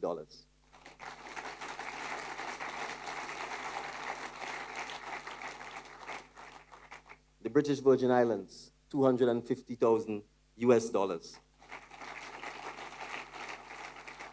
The Cayman Islands, the Premier and an entire delegation flew to Grenada in person to demonstrate their solidarity to Grenada and to St. Vincent and the Grenadines. they delivered 250,000 US dollars each to us. So who is coming to save us? Who is coming to save us?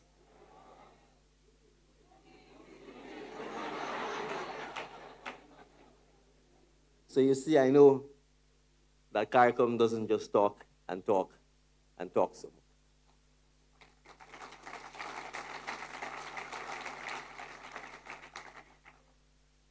So I want to say, I will continue the in defense of CARICOM speech this evening. And Prime Minister Skirt, who's an outgoing member of the Bureau, always says this. The only people who defend the Caribbean are the politicians. Where is our academia? Where is UE? Where is civic society? Where is the once mighty labor movement that shaped the politics and defined historic eras? Where is the modern day Uriah Buzz Butler?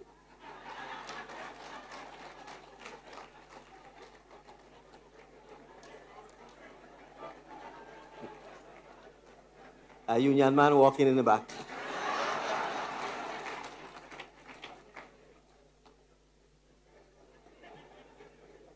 You should come forward, my friend, come forward.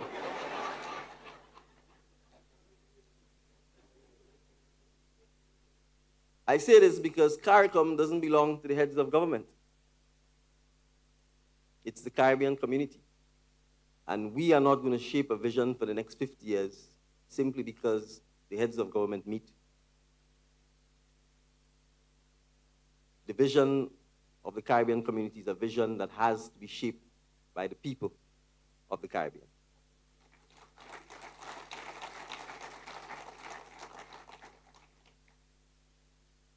In reflecting on CARICOM's 51 years in existence, I read the speech of Errol Barrow when the Treaty of Chagamras was signed. And in that speech, he made reference to Sir Eric, and I'm calling him Sir Eric, Dr. Eric Williams, whom he said never really wanted to be a politician.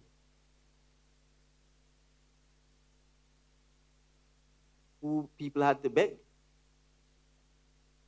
And his thank you is the thank you that the President of Guyana talked about. Relentless criticism, relentless naysayers, allegation of corruption, mismanagement, etc., etc. If that is the narrative that we choose to define CARICOM and ourselves, if that is how we view ourselves, always inadequate, always second best, then we are helping others to easily shape our narrative.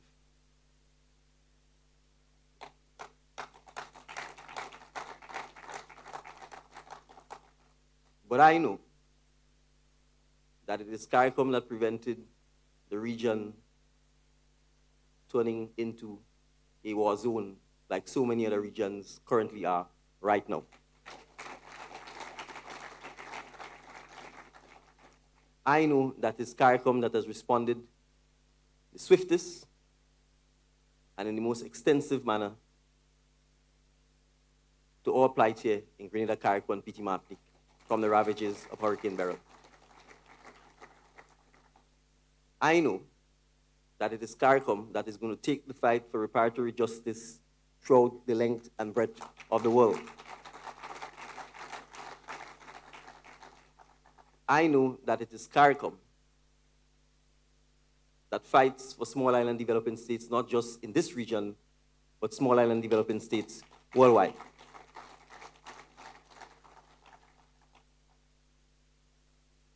I know it is CARICOM athletes that will shine in Paris.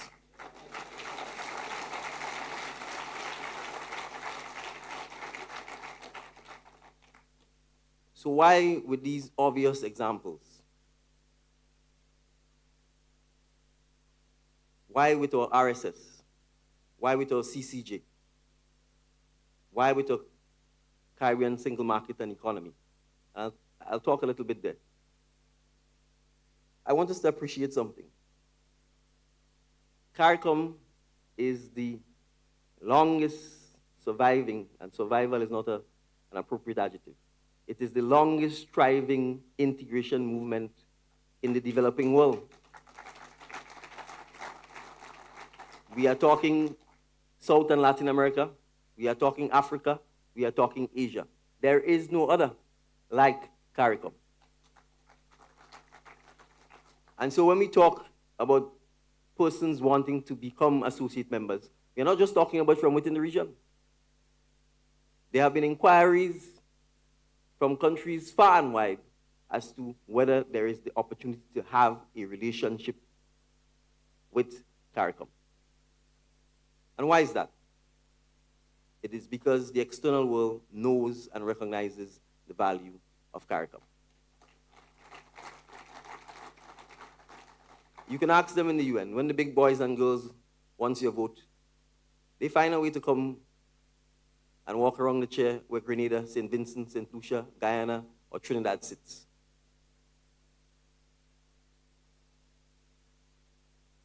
So we must recognize our value.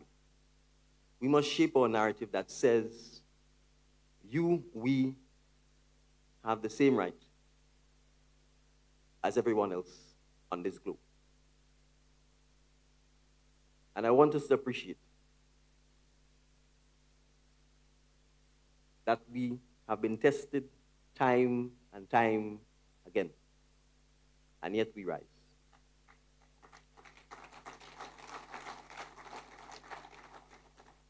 Comrade Gonzalez, in reflecting today, said under his stewardship, he's dealt with at least 10 natural disasters, plus suffering.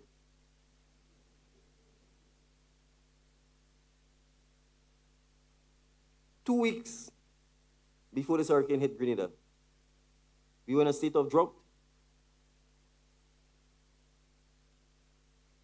We had water regulations in place that prevented you from washing your car, filling up a swimming pool. Farmers couldn't get water. 2 weeks later, as soon as the rain started to fall, you get hit with a Category 4 hurricane.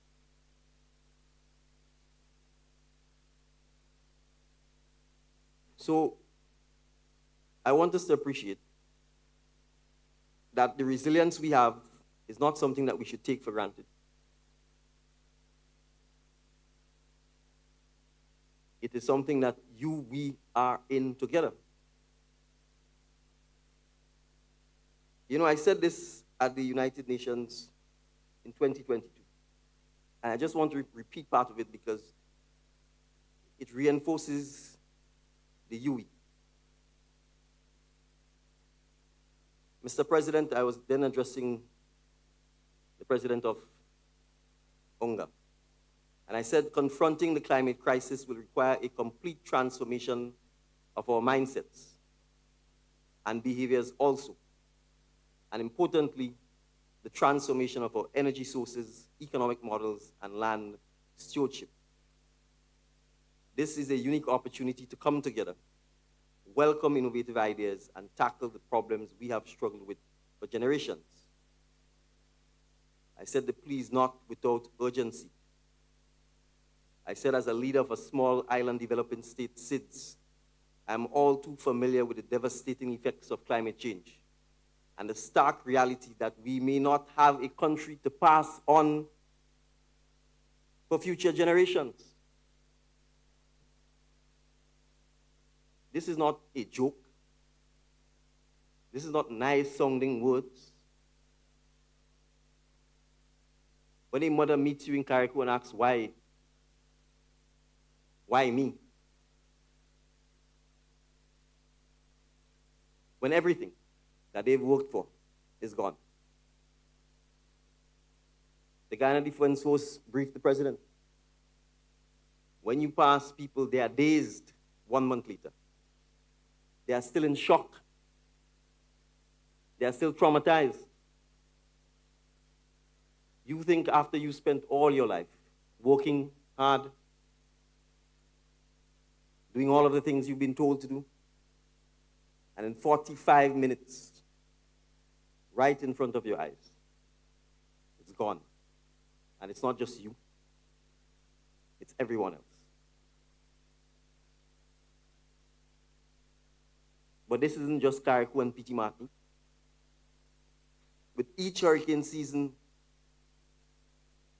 that now brings the more powerful storms, I said that in 2022. Well, anti-Beryl break all records.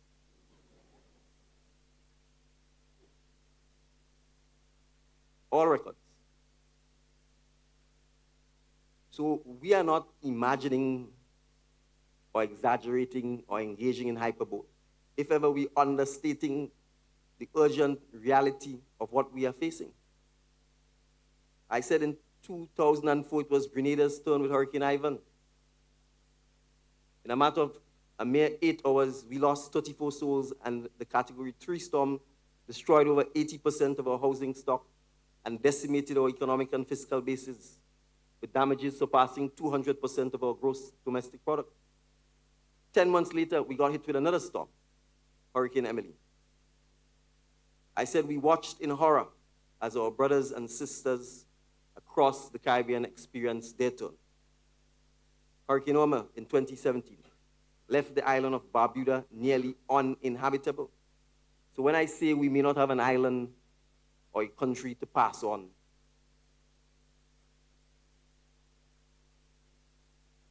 it's not coming from bombs that we are dropping on another island.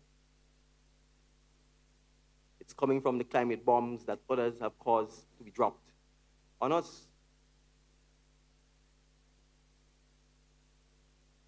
Then it was the British Virgin Islands. It lost approximately 85% of its housing stock. 2 weeks later, Hurricane Maria destroyed Dominica. It left 31 people dead, 37 missing, 930 million in damages. Did anyone come to Dominica's rescue? It has become one of the most heavily indebted islands, countries in the world. Because in order to rebuild, it has had to borrow, and borrow from the very people whose actions have led to the ferocity, the increased strength, and the alarming increase in frequency in these hurricanes. And there are people that will always want to fact check us. So let's fact check. I think my mother was born in 1955. That's the year of Hurricane Janet. We did not experience any major hurricane thereafter until 2004. But then in 2005, we got hit. And we're in 2024, and we get hit again. So if you do the math, you went from 1 in every 50 years, odds we could live with, survive with, to 2 every 20 years. So every 10 years, we expect to be hit by a category 3, 4, 5, and it may go off the scale, 6, 7, 8 hurricane. So that is what existential means. It's a big word that everybody uses now.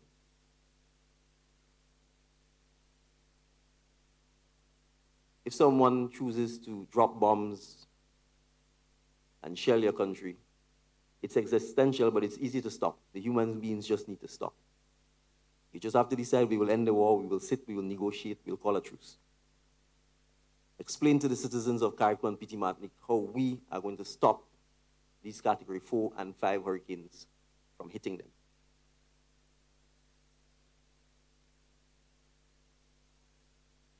That is why it is existential. That is why CARICOM must, shall, and will continue to advocate for climate justice.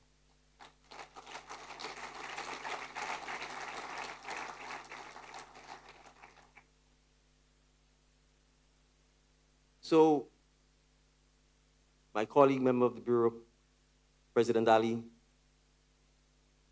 talked about some of the technical work that we will engage in over the next 2 days. I want to reemphasize again that a lot of this work is not of our own doing. The guns that pose a clear and present public health danger are not manufactured in the Caribbean. So yes, national security, crime and criminality, the gun violence is something that we must and will treat with because it poses a clear and present danger to public health and public welfare in the region. I need not speak about Haiti because President Ali has clearly outlined the countless hours and the resources CARICOM has put in supporting our brothers and sisters and the people of Haiti. And I welcome the presence of the President of the Transitional National Council with us today.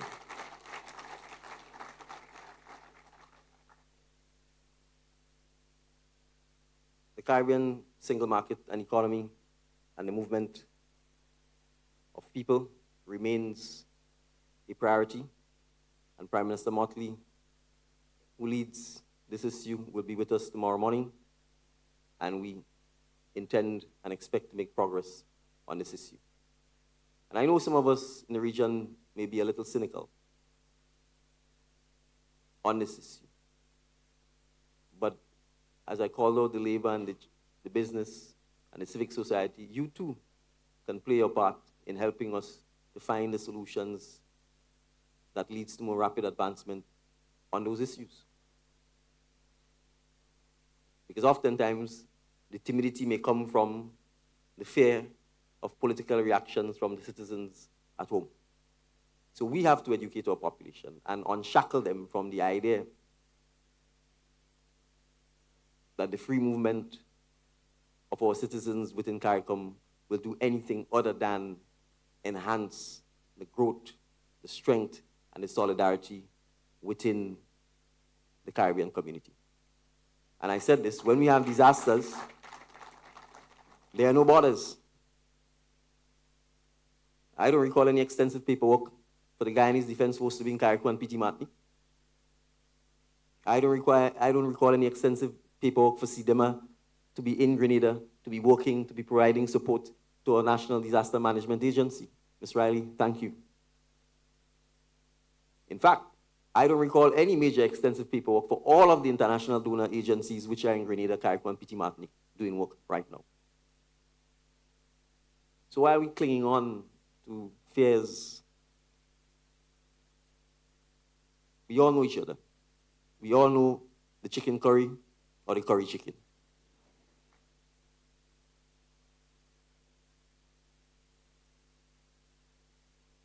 So we will continue to advance work on this issue. As chairman, I will champion an ambitious digital transformation agenda as CARICOM's lead on ICT. We have an opportunity in the Caribbean to ensure that for once, we do not get left behind in this technological revolution.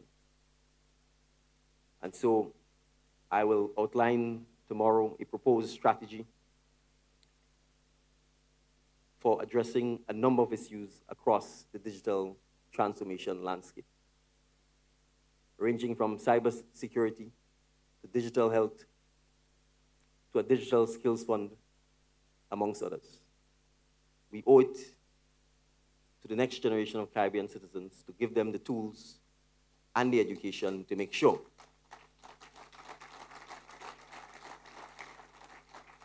that they can stay in the Caribbean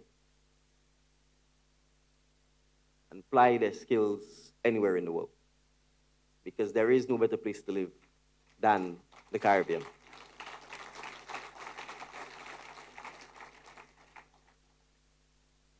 So I want to conclude by thanking the two members of the Bureau that I worked with prior to my becoming the chairman. The Honorable Roosevelt Skirt, Prime Minister of Dominica.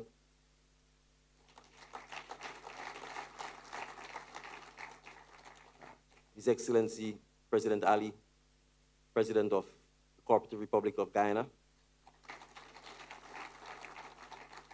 Their guidance, their stewardship, their steadfast defense of CARICOM, and more importantly, the significant achievements accomplished under their respective tenure, leaves me in good stead to continue with the work that they have started. I look forward to welcoming Prime Minister Mia Mottley, who will take up the chair after I conclude my stint and who therefore becomes a member of the Bureau, to continue to work closely with her and President Ali as we continue to champion all of the issues that he has highlighted, the issues that I have raised. And I want to assure the citizens of the Caribbean community that the glasses are full, and it is our responsibility to get it to 3/4 full so that the next generation of Caribbean citizens could take it to 80% and 85%. We know it will never be full. So welcome to Grenada. Thank you for coming.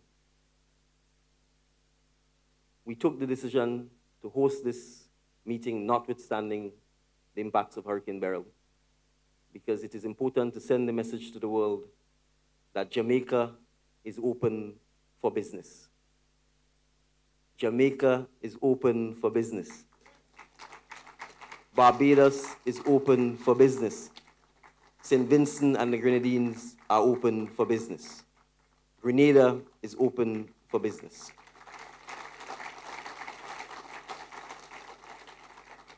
And as we've said, we shall rise. Thank you very much.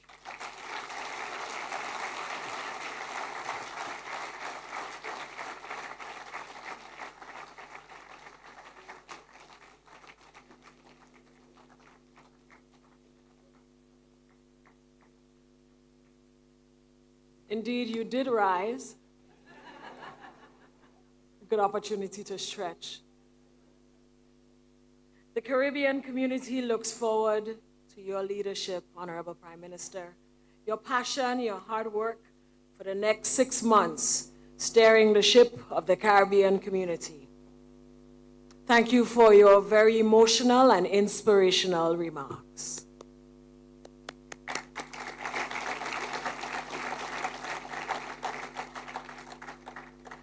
We would now like to distribute 2 awards, the Order of the Caribbean Community Awards, and to deliver the citations, I would like to invite Ayla